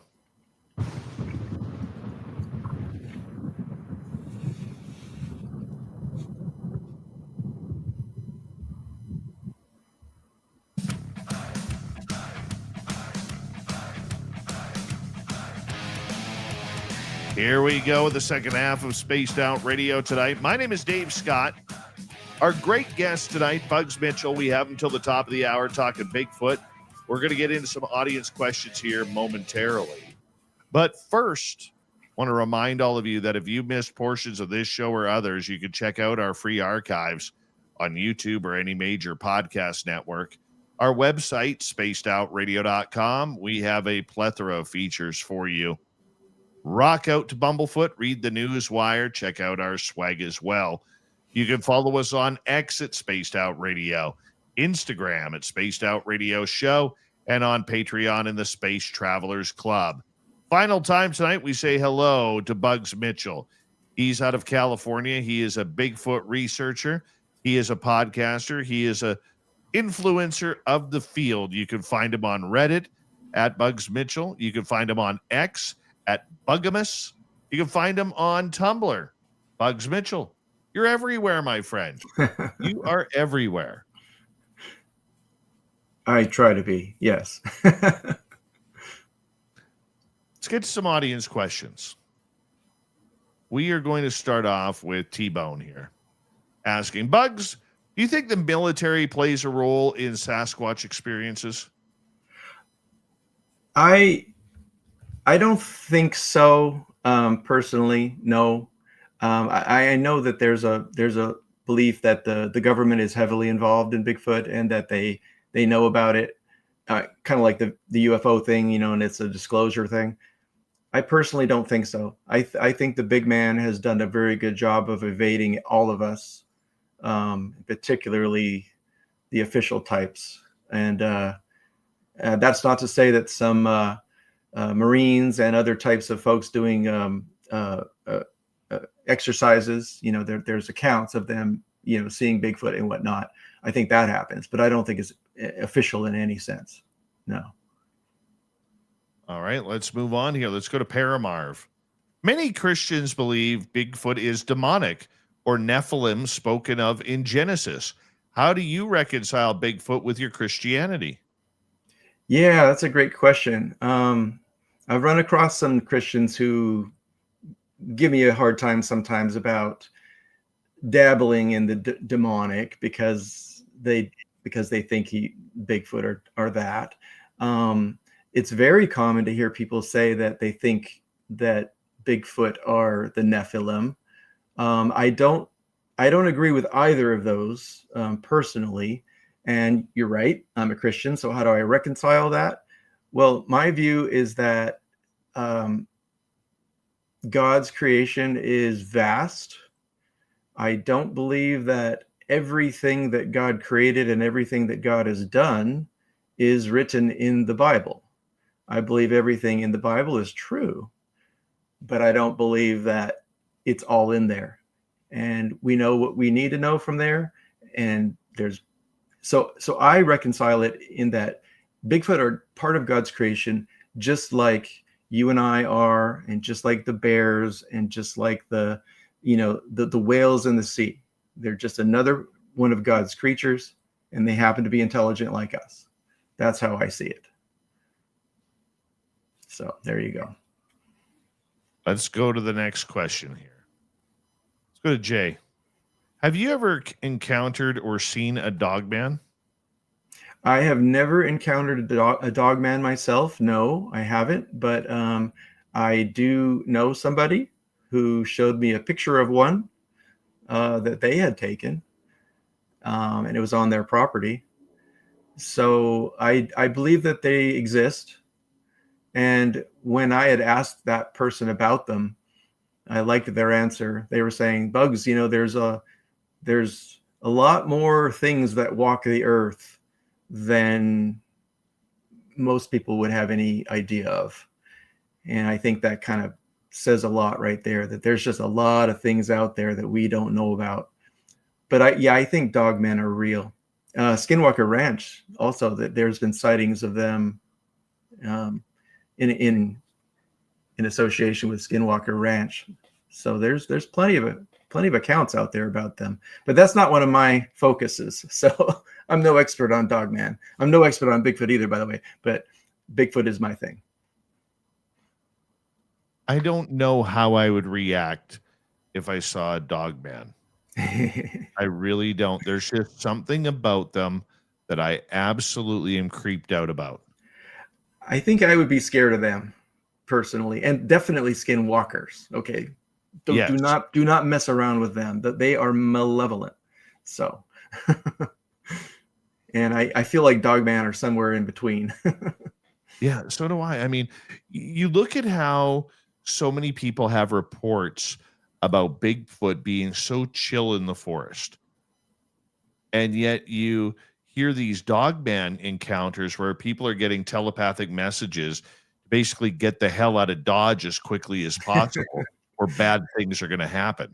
Yes, I think that's right. They're like your angry neighbor who's always angry, just a cranky curmudgeon. It's the cranky cryptid.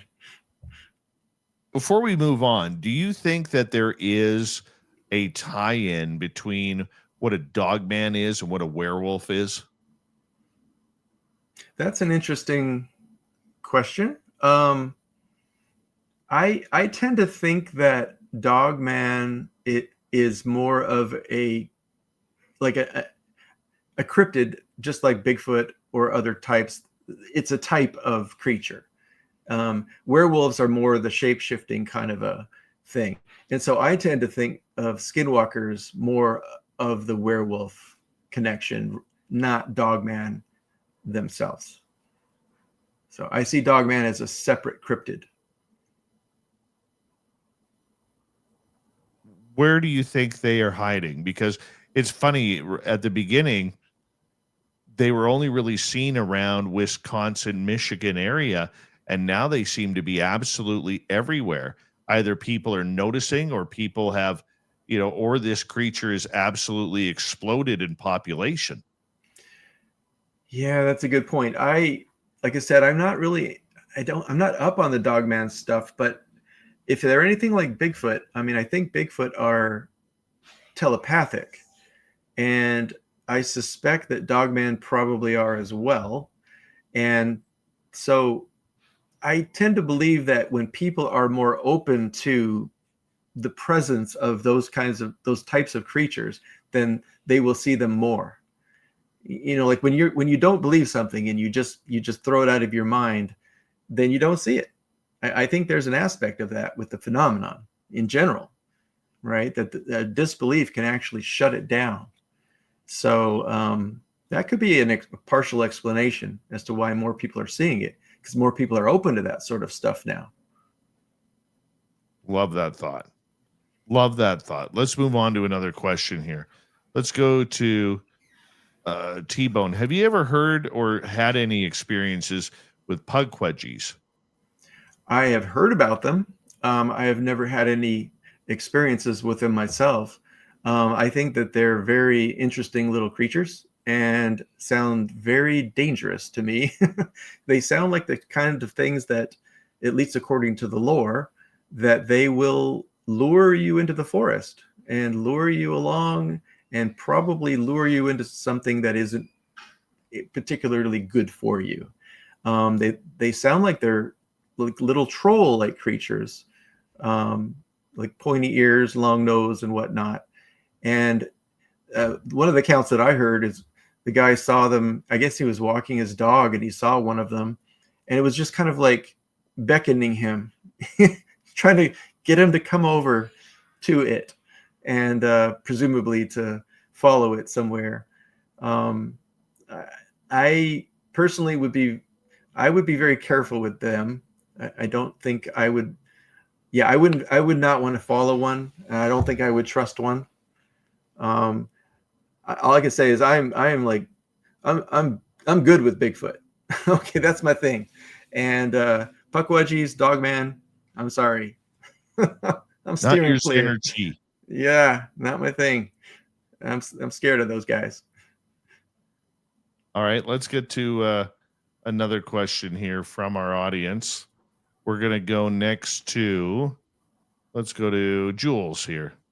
Do you think that when you have been noticed by a Sasquatch, that they stay with you as a watcher and potentially a friend? I think that's highly likely, yes, because if you've been noticed by a Sasquatch, then I'm pretty sure that they've made a connection with you more than just eyesight, right? That you've connected on more of a spiritual level or a personal level, one-to-one. And so some of the folks I know, they may have had some initial encounters with Bigfoot by out in the forest where they had some mind speak with one of them, and then they would maybe go home and they're still getting the mind speak, even though that there's a big distance between them, because now there's a connection. So I would view this more very similarly as a positive connection, or maybe a positive hitchhiker effect, if you will. Because in the Skinwalker Ranch lore, as you may have heard, people have these negative experiences with the phenomenon, and they have a hitchhiker, follow them home, and then weird things are happening at their home, and maybe they're seeing some scary things in their home. Well, to me, like, you make a connection with a Bigfoot in this fashion, it's just the opposite. You have perhaps maybe a friend, and maybe even a guide and an advisor to greater realities. So yeah, I think so. Hi, Jules. Jay is asking, have you ever encountered radiation or infrasound from a portal or from an invisible cryptid?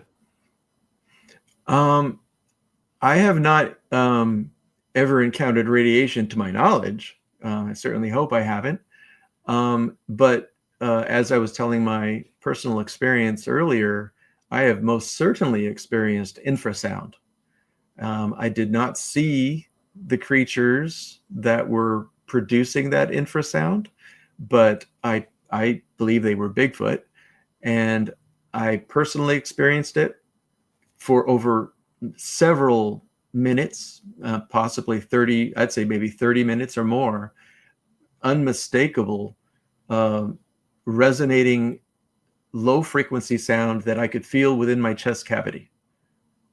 And couldn't record it on the phone because it was such a low frequency, but I absolutely experienced that. And that's one of the reasons I am very strongly believing in the reality of Bigfoot, because I heard them doing that and I felt it myself. Yes. Explain to people who may not understand what the infrasound feels like, sounds like. Yeah, that's good, because a lot of times I say that people don't know what it is. Have you ever gone to a rock concert, or have you been in front of a band where there's live drums, and they're banging on the bass drum, and you're really close to the bass drum, and it's just going boom, boom, boom? There's that kicking low frequency drum noise. And then if you've ever experienced that, or you've been at a rock concert, you can feel that just sort of like vibrating within inside your body. And if it's the right frequency, your chest, there's a cavity inside your chest, and those frequency waves will get in there and they'll actually resonate within that at a certain point, and you'll feel it. So to me, it's like being in front of a bass drum. I think that's the best way to put it. Feels weird, man. Yeah, it's kind of cool though. True. T-Bone is asking, Bugs, have you ever experienced the trifecta: poltergeist, UFOs, and cryptids? Ooh, no, I have not. I honestly have not. And I'll be honest, I'm not too fond of poltergeists. I mean, I've got some ghost stories, but I mean, I'm not, no, I haven't, to Tell answer us your your best question. ghost story. Well, it's just a very personal one. I mean, I'll tell it's not particularly flashy. Okay, but when my father-in-law passed away, he used to live with us, and he used to feed my cat treats, and he would give her a whole bunch of treats and throw it in the bowl, and I'd say, hey Papa, hey, just give her 6 of these little crunchy treats, don't put it in the whole bowl. And then after he had passed, when we were leaving the house to go to the funeral, I swear to you, when we left the house, the cat bowl was empty. And when we came home from the funeral, his funeral, that bowl had just the same amount of treats in it that he would have put in there. And there was nobody in our house when we left. Weirdly awesome. Right? So it's personal, but that's my best one. All right, my friend, let's get to another question here. Let's go to K17 odd. Yeah, K17 odd. Have you ever seen a ghost Sasquatch or heard of ghost Sasquatch? No, I have not seen a ghost Sasquatch. I've never seen that. To be honest, I've never personally heard of one, an account like that. I thought about that a few weeks back, but I was going to maybe do some research and see if I could find some accounts like that and post about it on X, but I sure haven't. And I know quite a few people, and I don't remember any of them ever mentioning that either. So no, sorry. What do you think Sasquatch does with the bodies? Oh yeah, that's a great question. Well, like you said, we already believe they portal, but I think they bury them. They could bury them deep under trees. They could bury them in caves, and they can bury them and put very large rocks over the burial grounds. And because they can portal, and because Sasquatch have access to very remote areas, it does not shock me that we would never have found any of those bodies. But that's what I think they do with them. I'm not sure what they do with them. I lead towards burying, but if they are dimensional beings, they could take the bodies into that other dimension. Agreed.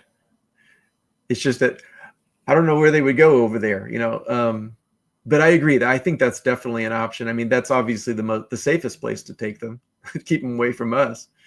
But yeah, I mean, I'd love to know when they go through those portals, where do they end up on the other side?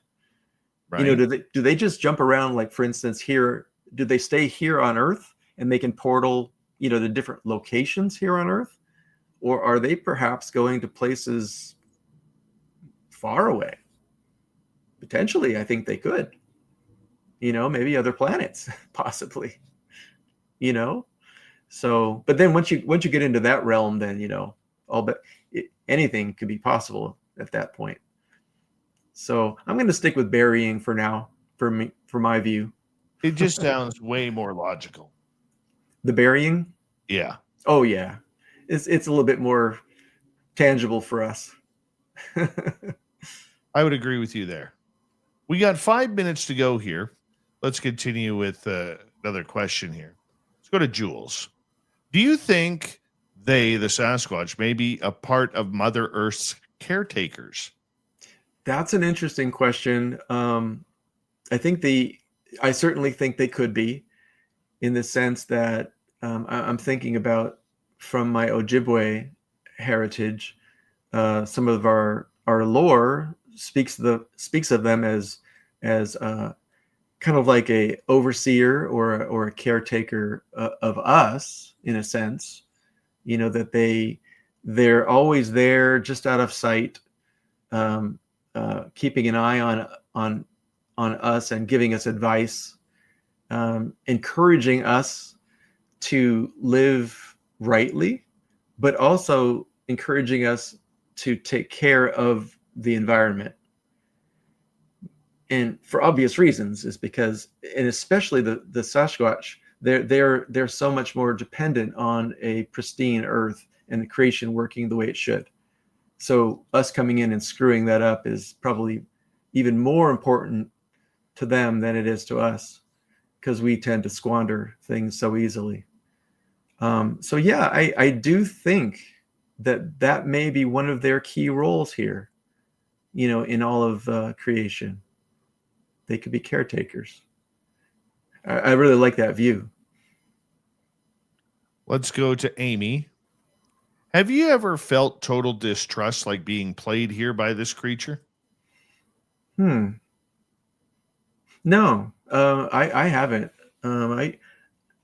If anything, I think it's more of a playfulness, which I find kind of delightful, in the sense that I think they have some sense of humor. I think they're like us and they like to have fun. But distrust, no. Or being played, I don't think it's never even occurred to me, to be honest.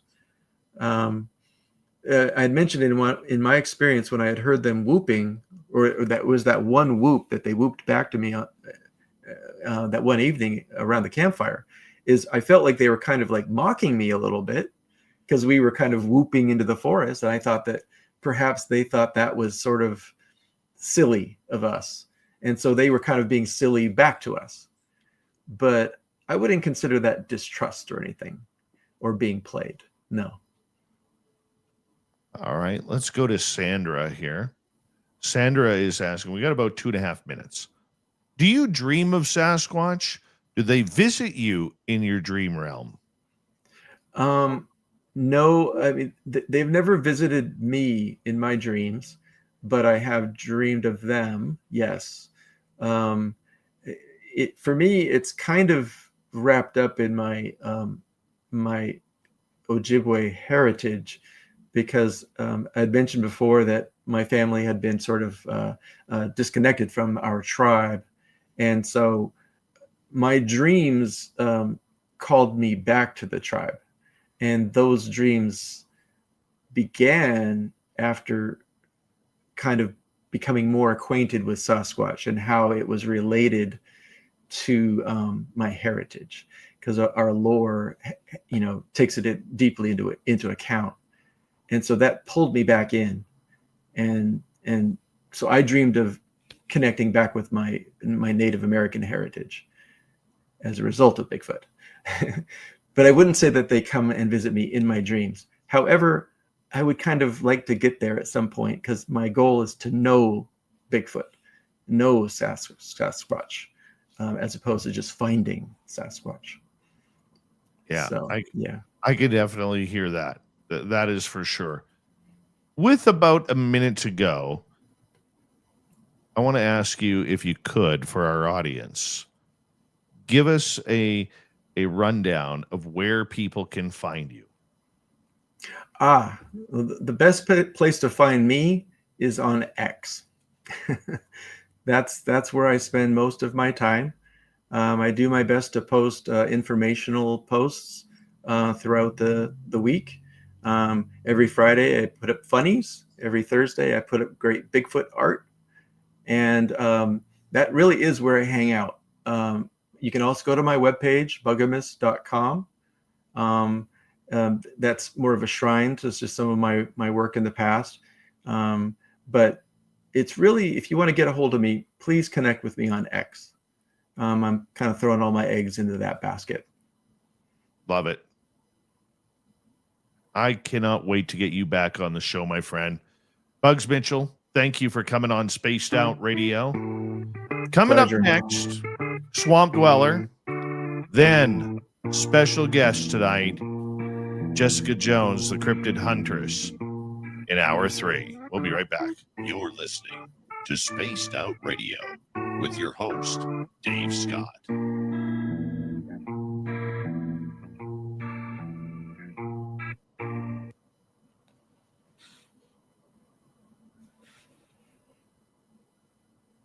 My friend, I don't even think we tapped into a quarter of your knowledge tonight. You are amazing. Oh, that's cool. What a pleasure for us to have you on the show. I'm just jazzed. I mean, I can't even tell you. Thanks to Filth, I connected with Filth. That guy's great.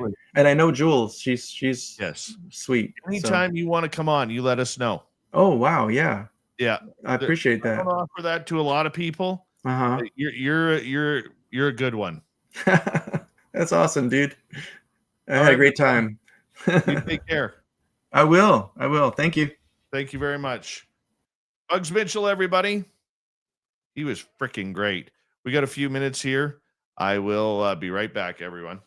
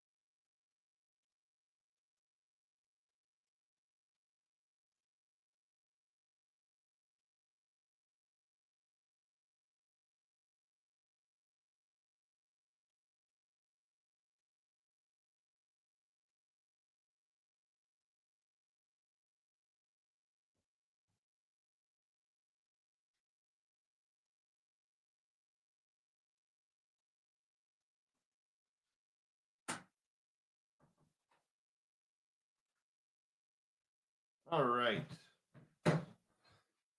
Let's bring in the huntress, shall we? There she is. Well, hey, Dave. How you doing, buddy? Surprise, surprise. I know. Thank you for staying up late for us. Oh, man. This is way past my bedtime, by the way. I'm like 4 or 5 hours past my bedtime. Well, maybe 3. Yeah, maybe 3. Definitely You were 3. in the chat room. Yeah. You're always so stunning. Oh, thank you. You're welcome. We have Thank you, about Dave. 25 seconds. Swamp Dwellers is going to be a couple minutes long, Hey, and then y'all. we'll get right to you. Thank you Okay. tonight to Area 54, Shelly, and AJ and Blue Sky and T-Bone again for handing out memberships like they're cookies. Appreciate you, my friend. Thank you very much. Shop at our Spaced Out Radio store. We do not have ugly swag, people. No ugly swag, so make sure you check them on out. And here we go.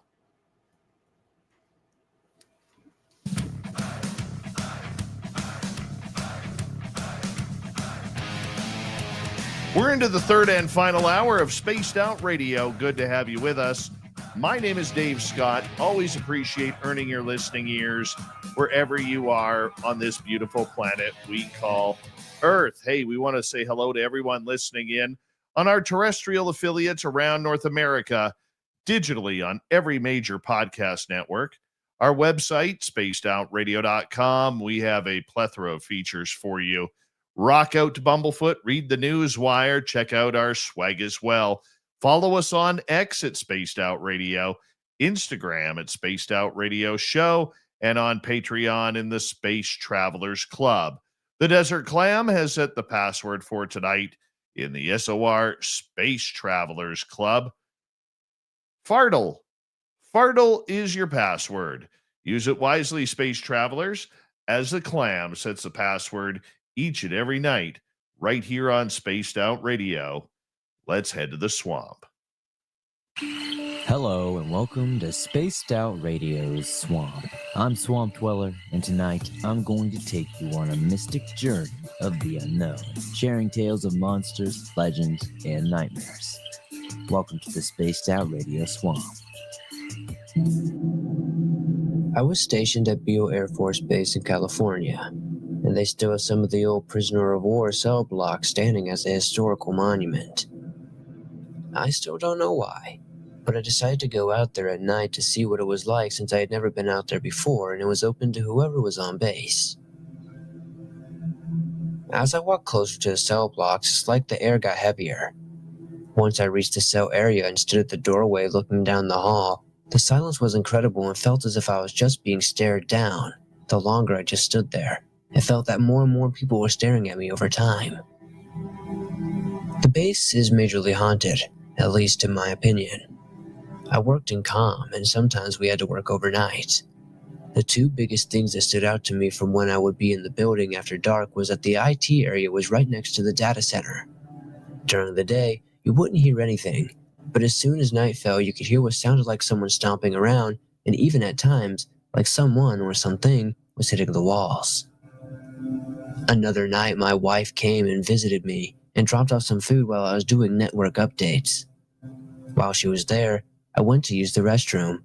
As soon as I got back, she was super angry with me and kept telling me it wasn't funny and I was an a-hole. After some poking and prodding, she told me that as soon as I left the room, it felt that someone was standing behind her, and she could feel their warm breath on the back of her neck.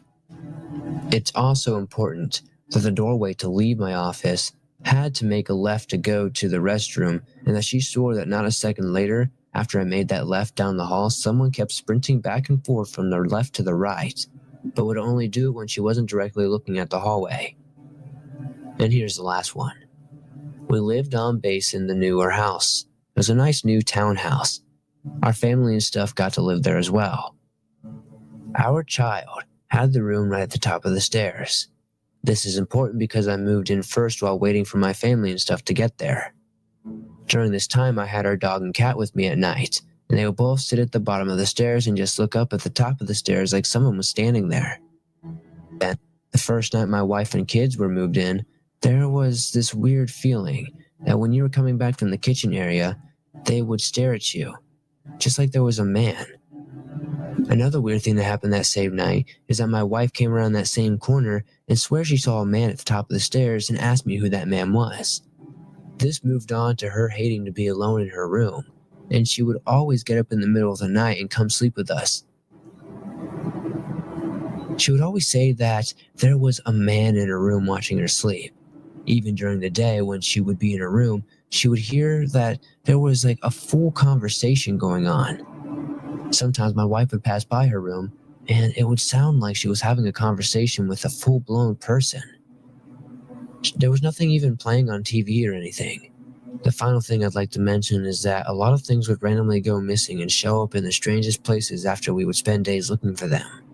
We still don't have an explanation for any of this. It still happens to this day. Let me know if you guys know anything. But I definitely do think this Air Force base is haunted. Thank you, Swamp Dweller, for another spooky story. If you want more just like that, head on over to YouTube, hit subscribe, ring that bell, because he's got thousands of stories for you right there.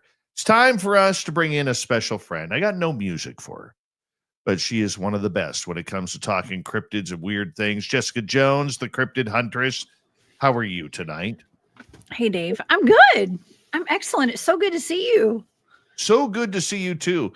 I knew you were going to come on, so I went and got my beard trimmed this week. And so it's been very good. Very good. Your hair is always luscious. It looks so good. You stop. You stop. Seriously. So good. Well, you can buy me a drink when you see me in Las Vegas for our fan get-together. Okay. My birthday weekend in May. How about that? Deal. Hey, it's my birthday too. I know. Yeah. I know. We're going to celebrate together, and nobody is going to stop us.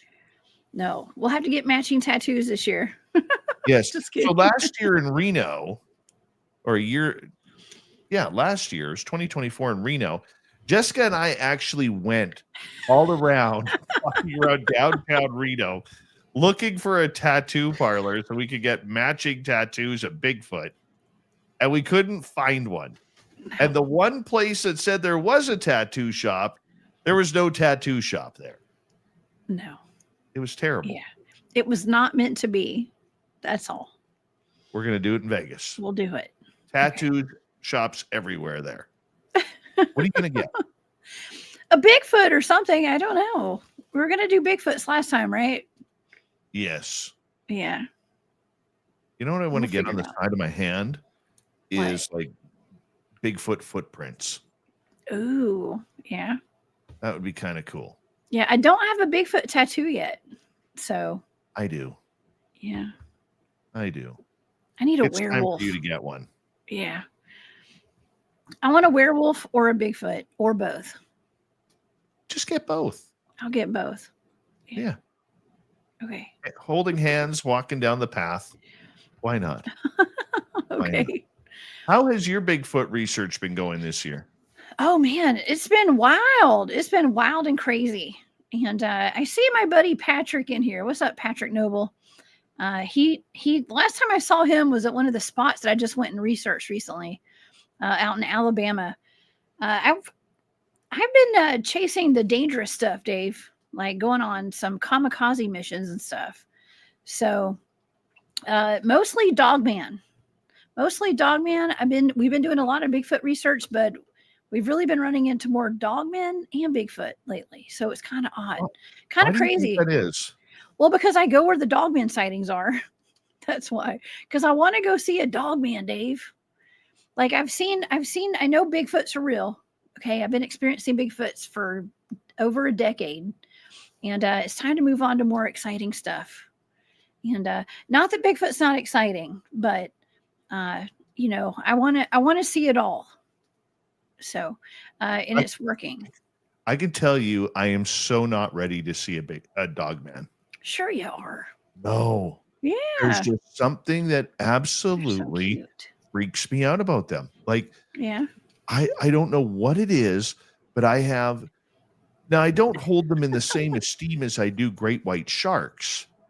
Oh, okay. Because great white sharks literally scare the bejesus out of me. Any shark does, really, but the great whites especially. Oh man. And I kind of hold Dogman in that same esteem because they just seem so unpredictable and Mhm. and dangerous. So are Bigfoot. Bigfoot can be that way too. Now, you know, it's interesting you said shark, because I had a buddy of mine who sent me a video of some hunting dogs. This is horrible. Maybe I shouldn't say this, but it's late at night. Go I'm for going to it. go ahead and say it. Go for Okay, it. so one of my good friends, he and I were kind of FaceTiming the other day. We were, you know, kind of making some plans to do some shows and stuff. And he was like, "Hey, I got this video, and I'll send it to you." He's like, "Don't show it to anybody yet." Okay, so I'm not I haven't shown it to anybody, but I can talk about it. It was a man out of Mississippi who was out hunting, and he had I think it was three hunting dogs. And he said the dogs had gone out. It had been 15 minutes. They had not come back. So he went out looking for them, and they had these little tracking things on their collars and stuff. And he went to wherever these dogs were being tracked. It had only been literally 15 minutes since the dogs had ran off to go get whatever animal they were chasing. And he found his dogs. One of them was dead. Two of them were traumatized. One of them looked like a shark had bit it. It was wild. I'd never seen anything like this before. But it looked like it had taken, like a shark had bitten it through us. And we say shark. I know it's not possible for a shark to bite a dog out in the middle of the Mississippi woods. Okay. But something had taken a huge chunk out of this dog. And it looked like a shark bite. That's the only way we could describe it. That is odd. Yeah. I want to see that video when you're allowed to release it. I'll ask. I'll see if I can show it to you. I can send you a still shot of the picture of the dog. It's really sad. It's really sad because it's a pretty dog. I love dogs. But yeah, that happened. Land shark. How do you think you have a German Shepherd, right? I do. How do you think your German Shepherd would react to a dog man? She would go nuts. She'd probably go nuts. I don't know. You know, a lot of dog men are described as looking like German Shepherds. They may be related. I don't know. The ones that I saw look more like hyenas. So I don't know. I would never take my dog out there, Dave, because it's so dangerous. So dangerous. And my dog is a fighter, as you can imagine. She's like her mama. You've seen dog men. I believe I've seen two dog men. Absolutely. What do they look like? Well, the ones that I saw looked like African dogs. When I saw them, I was actually leaving. It was the last place that I investigated. Brought some of my team out to this place. It's in Alabama. And I was out there with Patrick Noble, who's in the chat right now. What's up, Patrick? And I was out there with a group of folks. I was invited to come out to go hang out. I didn't spend the night out there because I don't live too far from there. I live in Georgia. It's about an hour drive home. And I didn't feel like sleeping in a tent. I decided to go home that night. But I was leaving this camp out, and it was like 12:30 at night, around 12:30, I guess. And I was by myself, and I was driving out of the WMA, which is a wildlife management area for people who aren't familiar with that, but out in the middle of nowhere. And I pulled off. I got through this. I mean, it was a creepy drive out of there. And miles down the road, I got onto the main road that had pavement. Okay, it was like an asphalt road. And I turned, and my GPS was like kind of taking me somewhere different, like a different direction home. And so than the way I had come in. So I was driving up the road, and I got, like I said, there was no cars out there. It was in the middle of the night, desolate area. And I got up the road, and I saw some eye shine as I was driving up the road. I'd gone through a little intersection, like a 4-way stop. And I saw an eye shine. And I was thinking, man, there's a big old dog up there. I was like, that's a big dog. What the heck? And I kept driving. I had my doors locked, thank goodness. Okay. But not that matters, I guess. But as I got closer, my headlights were shining on this pitch dark. It was just like an all black dog. And it was squatted down in the tall grass on the side of the road. And the grass was really high. It would have been like waist high for me. And I'm like 5'8", okay, 5'9", something like that. I'm not short. But it would have come up to about to my waist. Like that's how tall the grass was on the side of the road. And I saw this eye shine, and as I got closer, I could see this animal, and it was as black as my hoodie that I have on, and it had this pearly white teeth, sharp teeth. And I remember seeing its ears, and they were kind of rounded, and they had tufts of hair kind of sticking out of the top of them. And it was so big. I was like, wait a second, that's not an African dog. That's a bear. And I slowed my truck down, and I like took I was trying to figure out what I was looking at. And then it started moving, and it gnashed its teeth at me, and it started moving like a panther, and it had a head like a panther, but it wasn't a panther either. And so as I'm trying to figure out what I'm looking at this thing that's crouched down in the grass on this side of the road, I look over to the right side on the passenger side, and there was another one. So there were two of them. And the one on the other side of the road had its back turned to me, and it would not turn around. So I just saw that its shoulders and its back, and its head was like bent down facing the ground. So it was really weird. And so I drove past it, and I just was like, okay, I don't know what I just looked at, but it was the size of a bear. It moved like a panther, and it looked like an African dog, like a hyena.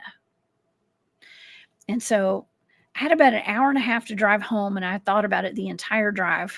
And I thought, man, I was by myself, so I wasn't going to stop or roll my window down or anything, And it wasn't until the next morning I contacted Mark, my buddy Mark Green, who had invited me out there. He was still camping out at that area with some other people, a bunch of other people. And I contacted him and a couple of other men that were out there. And I said, hey, last night, because I didn't get home till like 2 a.m. And I said, hey, last night when I was leaving, I drove past this area. I told him the exact location. And Mark was like, well, hey, I know the person who owns that property right there. They have boogers out there, which boogers, by the way, are Bigfoots in the South. That's what we call them. He said they've got boogers on the property, but he's also had dogman sightings on his property as well. And so I was in denial, Dave.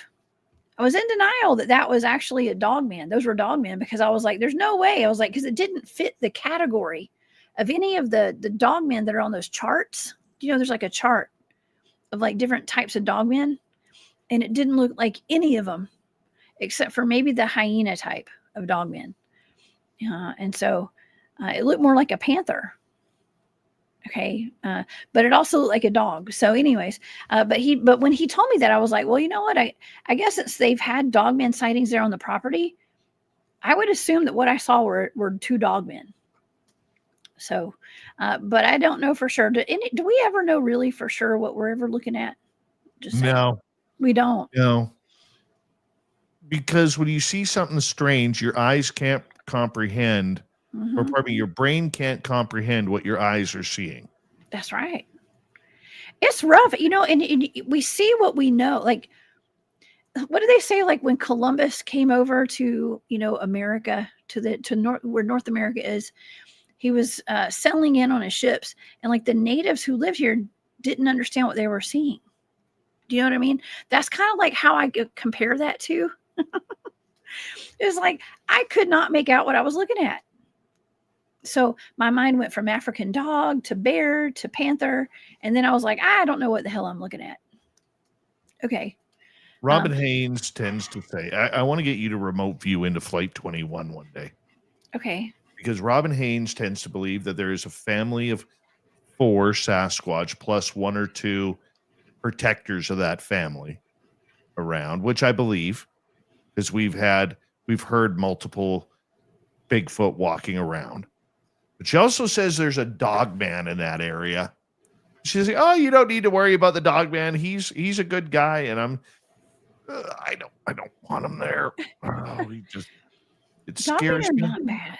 They're not. You know what? I think they get a bad rap.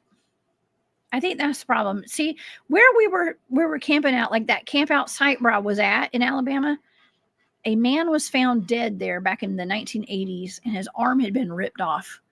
And he was a hunter. He had gone out there to go hunting.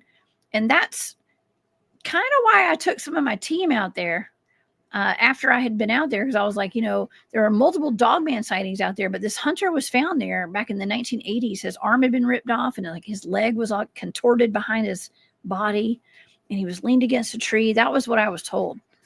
And so we just wanted to go check that place out after I'd had that other potential dogman sighting leaving there that night. And we went out there recently. This was less than about a month ago.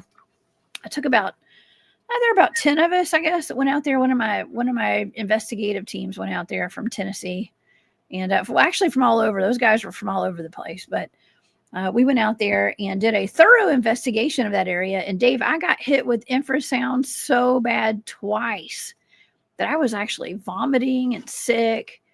And we had a tree that got pushed down in our camp in the middle of the night, right as I got hit with infrasound. And it was wild. It was a wild trip.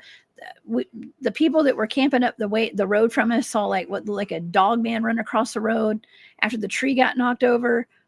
And the next morning there were huge Bigfoot footprints all around an abandoned campsite that was up the road from us and stuff. So we were having fun, man. It was fun. That was my latest adventure in Alabama. We have about 3 minutes to go before we have to go to break at the bottom of the hour. The cryptid huntress, Jessica Jones, hanging on out with us tonight. Still talking about the monsters. I love it. I love it. How often do you come across a stinky Bigfoot? Stinky? I don't know. It's not often. I mean, back when I first started Bigfooting, we had some stinky smells out there for sure, but I haven't had a whole lot lately. There's two smells that we noticed at Flight 21 the last few weeks. I've been there twice in the last 6 weeks, 3 times. One time did not film. And there's 2 things we noticed. Number one, the skunk smell, because we don't have skunks in our forest. So that's kind of interesting. But number 2, wet dog smell. Oh, yeah. I don't know the wet dog one. It's pretty common. We smell the wet dog stuff occasionally, but it's kind of mixed with urine and poop and stuff. Just like a wet animal. What do you think that's just a regular animal, or do you think it's something different? It just depends. I don't know. It depends. It really does. It really depends. I assume it's a Bigfoot when we smell stuff like that.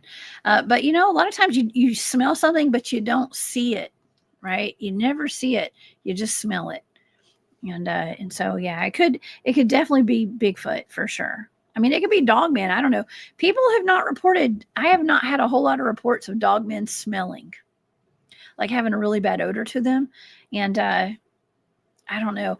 But lately, I have not smelled anything coming from Bigfoot. Anytime we've had Bigfoot activity, we haven't smelled a whole lot of weird stuff. So I guess it just kind of depends.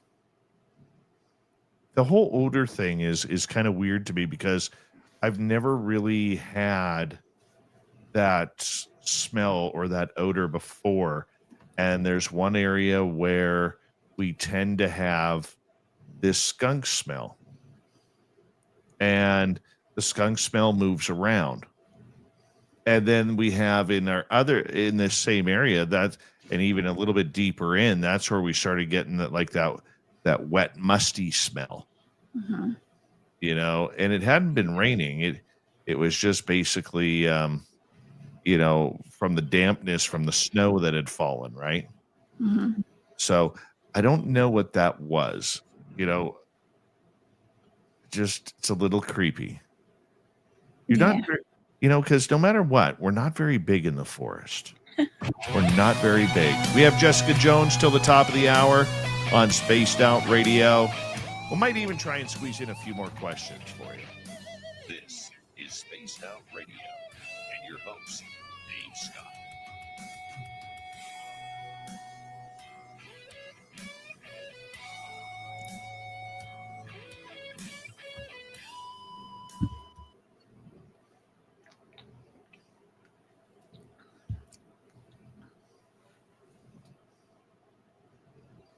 All right, we're clear. Cosmic Joe and Deborah Rooney, how are you? Good to have you here. So what's new, Huntress? What's new? Yeah. Man, I've been so busy, Dave. I've been so busy. I do all these conferences and Bigfoot festivals, and I've been speaking to like teenagers about cryptids and stuff lately at library events and stuff. Very It's cool. amazing. Yeah, I've been trying to get out in the community more. Good for you. And that working well? You Yeah. getting a lot of response? Well, I mean, they come and find me. I just go where I'm asked to go. You know what I mean? Yeah. Yeah, we get big crowds everywhere.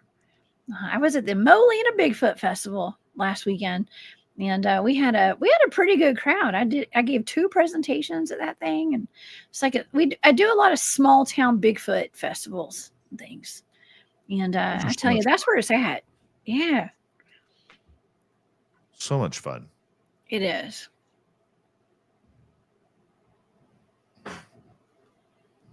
I can't wait till spring. Springtime. I will be spreading it out a little bit more this year. I will be in Nebraska or in San Francisco for UFO Con the end of March, end of April. I'll be at Nebraska Bigfoot Conference, and then the end of May in Vegas. Nice. Yeah. So you're busy too. Yeah. And then I get a long break in between that. Nice. Yeah. Sweet. I see Joe Monk in here. He always talks about Ricky Bobby. Jessica Bobby. Thank you, Joe Monk. Yes. Come to Talladega. That's where Talladega, the racetrack. That's where we do a lot of our Bigfooting out there. That's where that hunt camp is, where I was at. Joe Monk. If you ever want to come out. Yeah, I got to get Ricky down Bobby there. stuff. Yeah. I got to get Dave, down. that's what you've got to come down to the South, Dave. You got to I come do. Bigfooting with me. I do. I want Yeah. to. I just Okay. have to get some irons in the fire heated up enough to Okay. be able to make that happen. You got to come to the Meadow. Yeah. Yeah, the Meadow's down at an undisclosed location down in the South. Yeah. I think I you'd want to have go there. fun. Okay. I want to go there. A few places I want to go. I want to go to Mama Catherine's for dinner. So when I come to Georgia, we have to. Mama Catherine wants us over for dinner. Yeah, I love Mama Catherine. She and would I. literally, if I showed up in Atlanta to go bigfooting with you, and I did not call her or show up, I guarantee you she would chase me down with one of her shoes and beat me with it. Oh yeah, she's coming with us. I would make her come with us. Actually, That would be cool. yeah, I talk to Mama Catherine pretty often. I love her. I love her too. She is amazing. We're family. Oh yeah. You know. Yeah. Well. Yeah. I'm just gonna leave it at we're family. Yes. We're Joneses. She texts. Cousins. She texts me every morning to say good morning. That's my I get a text pretty often from her as well, Dave. Yeah. In the morning. Every morning Yeah. I get a text message from Mama Catherine wishing me a great day. And it is the best way to wake up. And she doesn't forget. She doesn't forget at all. So it's, she's such a gem to this world. She is. Mm-hmm. She's a Every Jones. morning, Amy WC. Every morning, Mama Catherine texts me. Yeah. Mhm. We are lucky. We're Blessed. lucky because I get them too, like I said. That's good. That makes me happier. That does make me happier. Yeah. Gonna have to make sure she comes to Vegas, her and Charlie, because sure. it's my birthday weekend that weekend and your birthday weekend, so she needs to be there with us. I know. I'm turning 29 this year. So, yeah. I'm turning 80. I'm just kidding. I'm not 29. Oh. 29 again. Again. Again. We got 40 seconds. Thank you to Area 54, Shelly and AJ and Blue Skies for the super chats. Thank you to T-Bone, my man, for handing out about 110,000 gifted memberships on our chat room side. You're the best, T-Bone. Appreciate you. And, of course, you can shop at our Spaced Out Radio store. Why? Because we got great swag. It's not ugly. It's great. So check it on out, and we go from there. Here we go, everybody.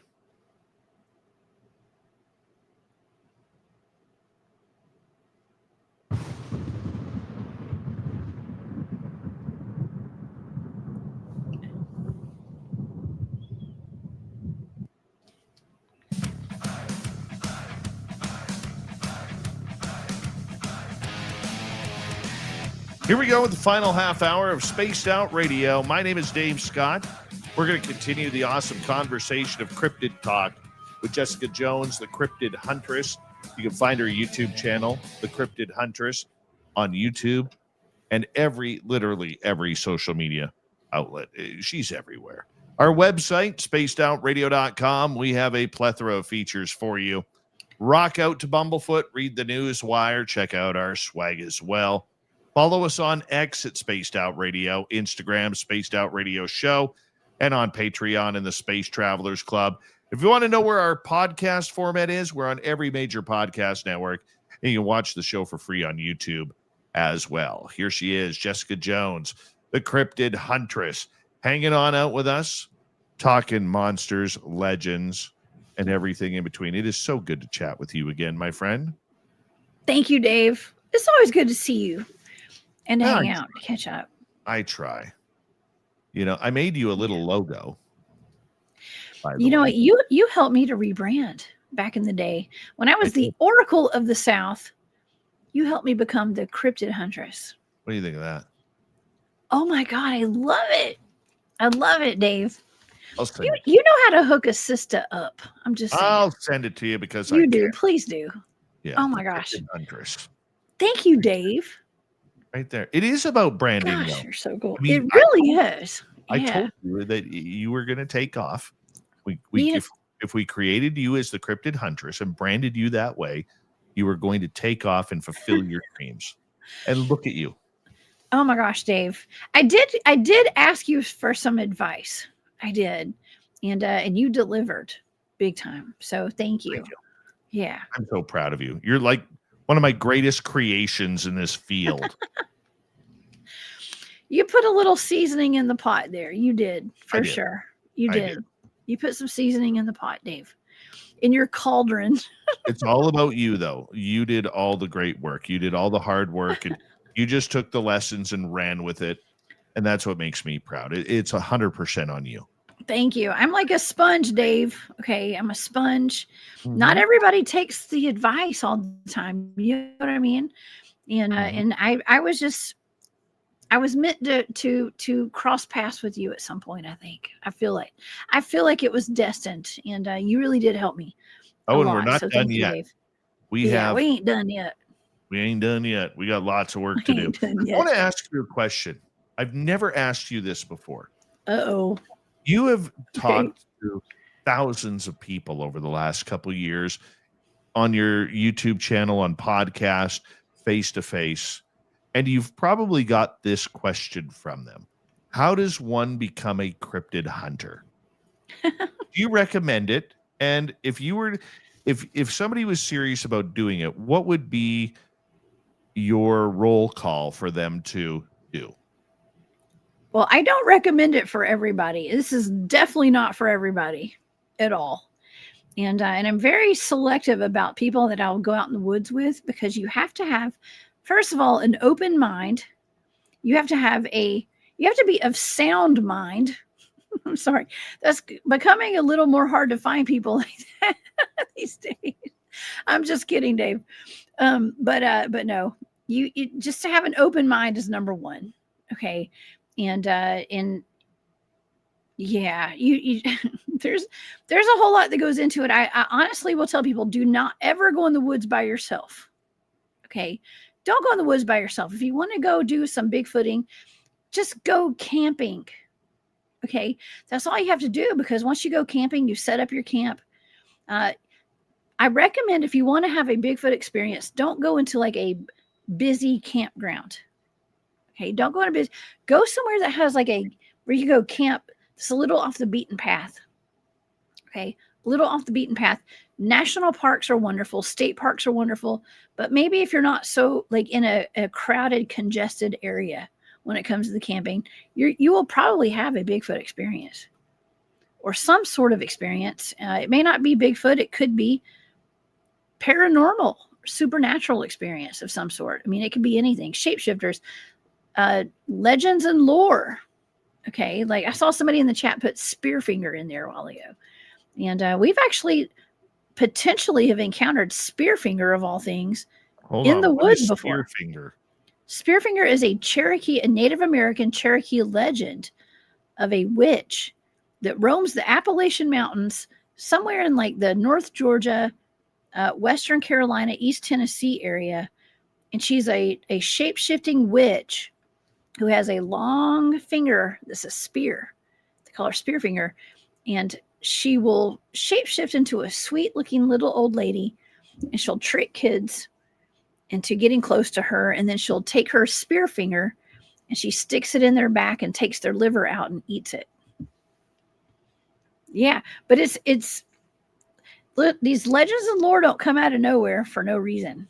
Okay, there's a little bit of truth behind it, a little bit of fact behind it, I believe, because my team has encountered what we believe may have been Spearfinger in the woods before.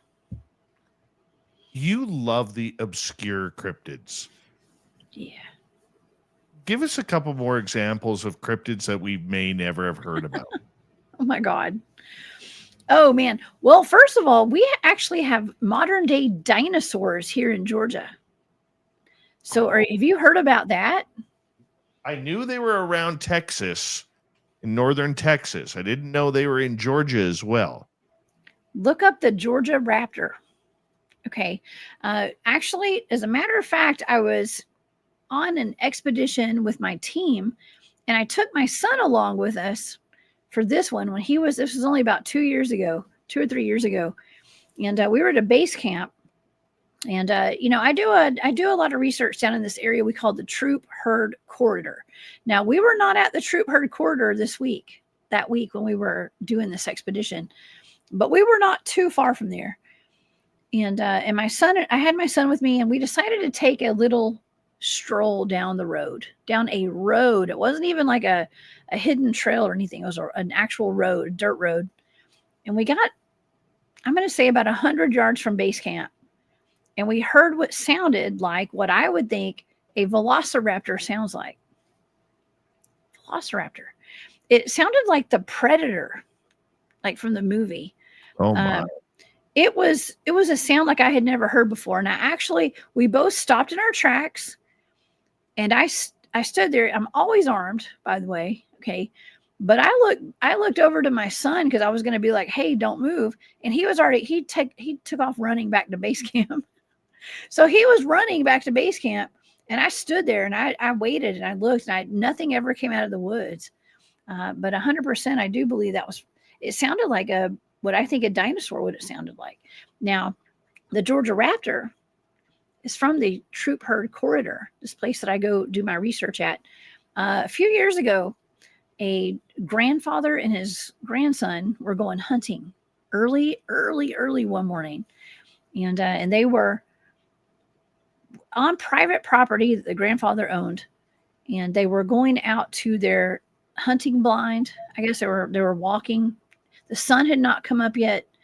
And they said, what the story goes, that they actually got out of their vehicle. They were walking to this hunting blind, and they heard some rustling in a bush. And so they stopped, and they were actually in the shadow of a bush or like some trees. And so they froze when they heard this noise. And they said what looked like a velociraptor jumped out of the bush, and they froze.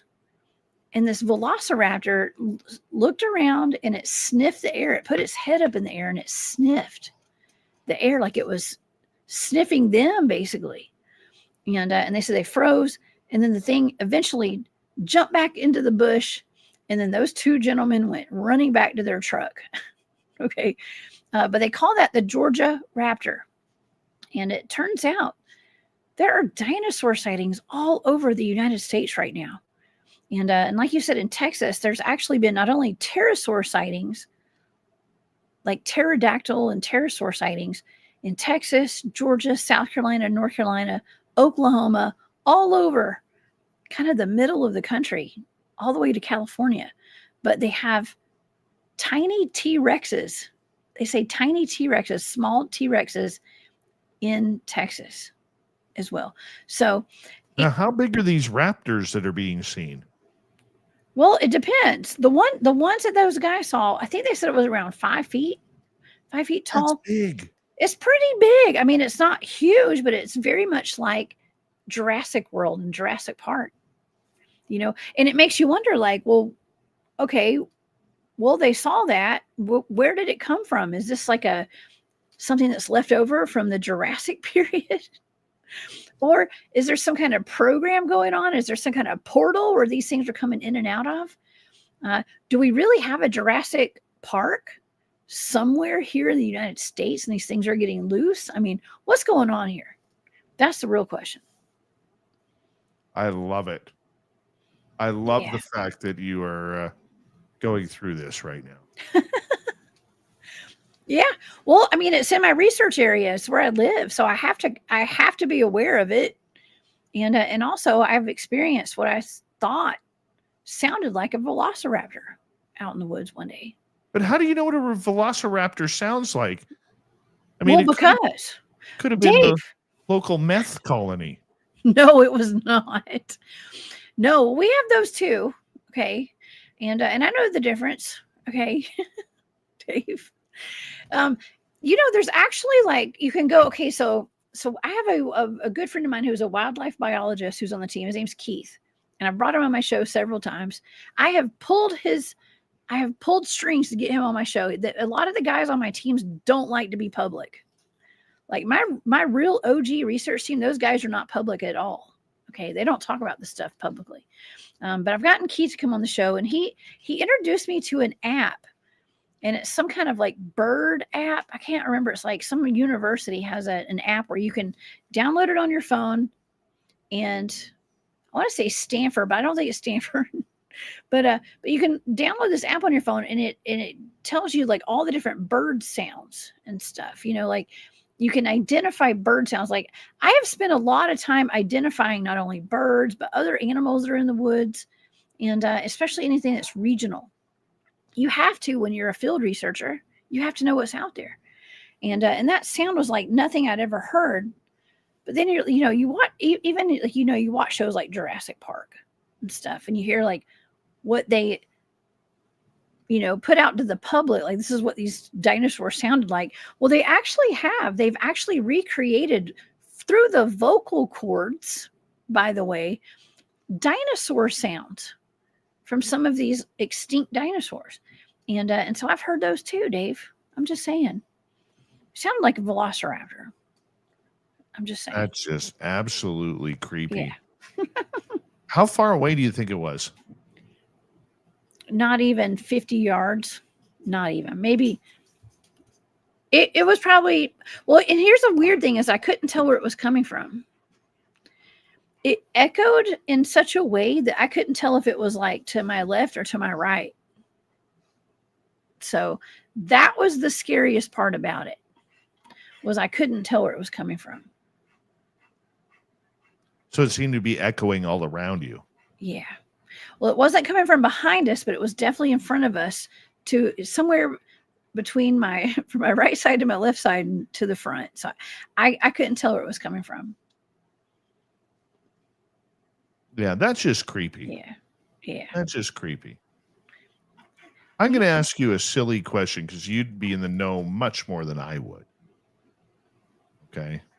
Okay. Have you ever come across Sasquatch or Dogman feces Poop? that does not decompose? I don't think so. Yeah. I mean, yeah, I've been to the Georgia Bigfoot Museum. There's a big old piece of Bigfoot poop there. Alleged Bigfoot poop. I don't know. No, I haven't come across a whole lot of scat that I couldn't identify what it was. And like yourself, I have a son who's about the same age as your kid, and I take him out in the woods with me, and it's really funny because I've taken him out to go Bigfooting, and like the guys that I go out with are some of the best Bigfooters in the world. Okay. In my opinion, I've been doing this for a long time. These guys are pros, right? And I've got him out there with a lot of my good buddies that are Bigfooters. And so we're out there. It's not only like looking for a Bigfoot sign, but you have to know the local animals that are in the area as well. And so we had one weekend, I had my son out there with us, and he was learning about poop.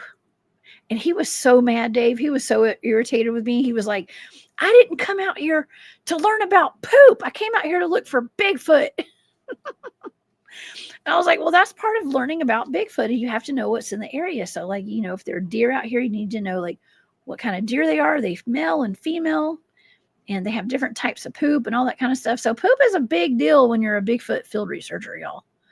In case you were wondering, I have not come across any kind of gigantic Bigfoot poop, Dave. Thank you for asking. Yeah. The pile that we found. You found a pile. Was back in August. And when I was there this past weekend, it still had not decomposed. Oh my. Yeah. So, well, you have a lot of bear out there too, right? It's not bear. Definitely not bear. 100% not bear. Okay, this is kind of gross. What was in the poop? Was there like berries in it and stuff? No, it was like meat, carnivorous, grasses and straw and nuts. Oh, okay. Like vegan Sasquatch.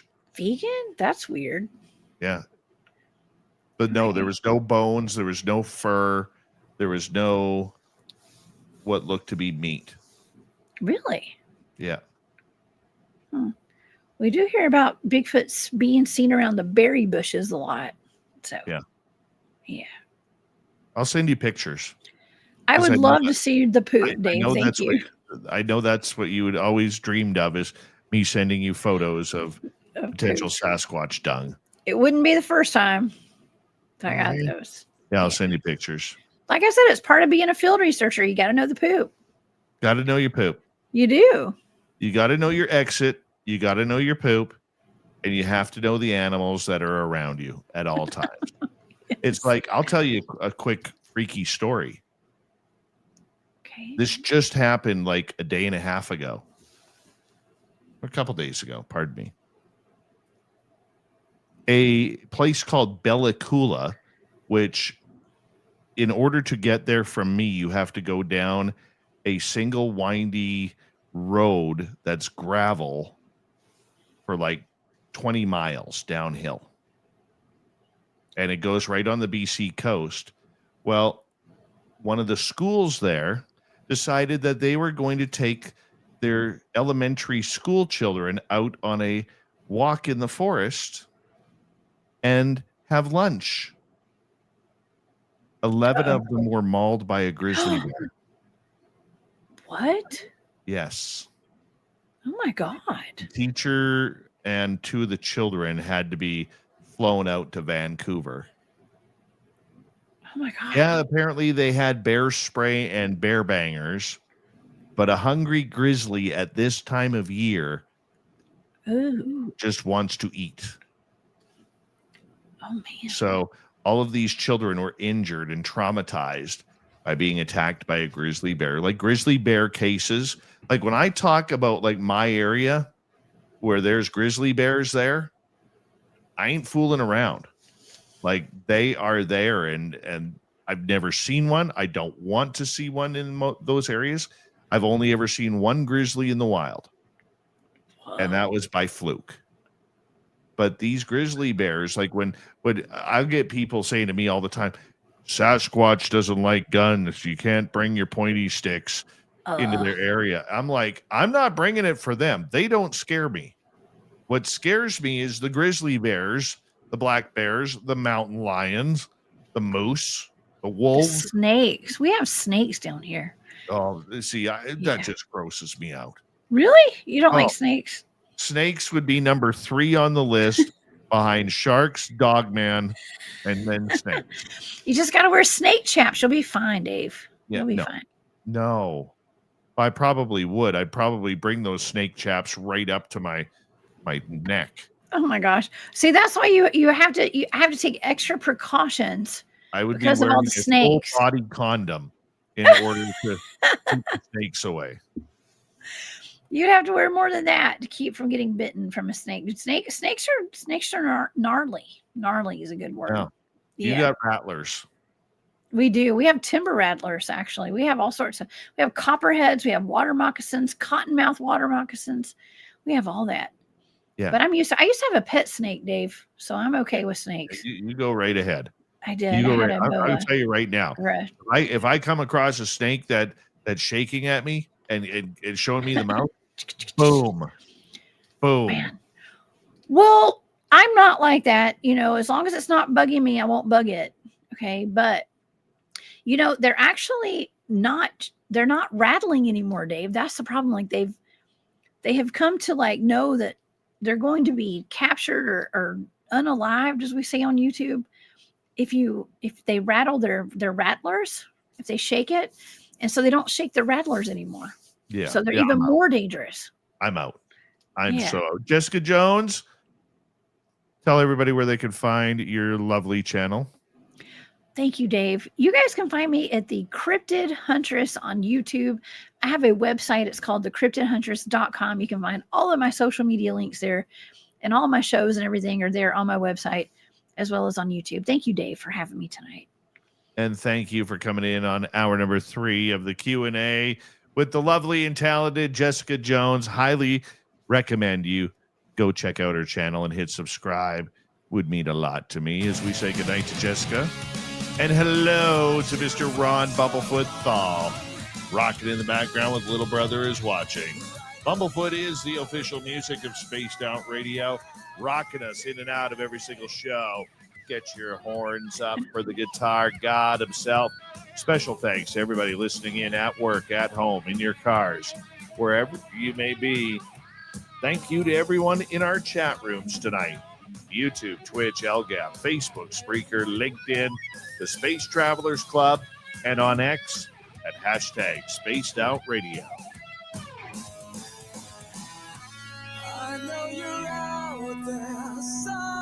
Remember, this show is copyright by Spaced Out Radio and Bigfoot Broadcasting Limited. Thank you so much for choosing to share your evening with us, because together, my friends, we're watching. We own the night. Mr. Bumblefoot, we need a favor. We need you to take us home.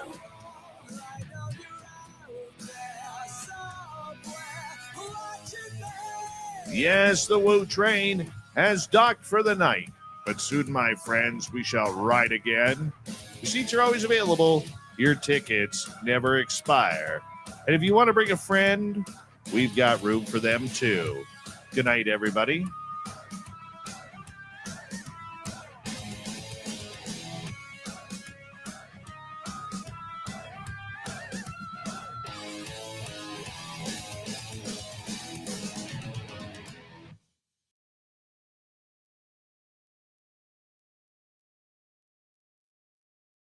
All right. Jessica Jones, thank you, my beautiful friend.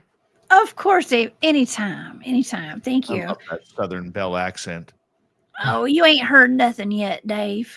Just kidding. I'm sure it gets really strong the closer, the more you're down there. Oh, man. I actually have some of my viewers that will come in the chat, and they will even give super stickers and they put the word Vienna in there. So I'll say Vienna for Vienna sausages. Vienna, I know, but like in the South, we say Vienna. So there are certain words that my audience loves to hear me say. I'm just saying. So, yeah. Come down and see me, Dave. I want come to. Visit. Okay. I will. Let me get it figured out.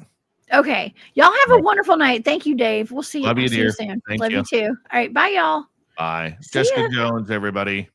Isn't she wonderful? She's just a gem. Just a gem. All right. Big thank you to Deboruni ×2, Area 54, Shelly, AJ, and Blue Skies for the super chat. And of course, T-Bone throwing out the memberships like no tomorrow. I'm going to end this show tonight. If you are a member, you can now go and watch watch Secrets of the Forest Story Time. It's on the channel right now. You can go watch that. If you're not a member, you should be, so that way you can go watch it. For the rest of you, it will be released tomorrow at 5 o'clock. That way you can watch it there. What's my snake's name? I don't have a snake. No, I don't have a snake. I don't like snakes. I know where you're going with that, Deb. I'm just trying to dodge the question. Love you, dear. Thank you, everybody. Sweet Robbie G will be in here the next couple of nights. Also, tomorrow at 7 o'clock Pacific, I will be on the Paranormal Portal podcast with B. Arthur.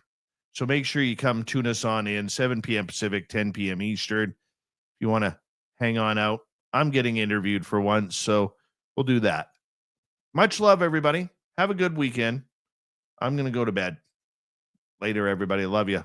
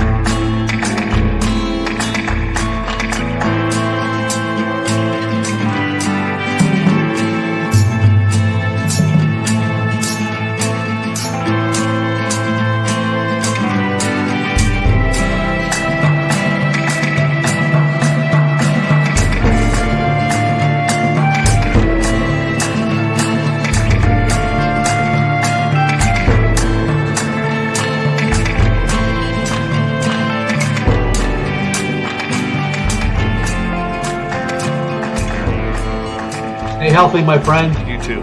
You need bail money, give me a call. Always, Dad. Take care. You too.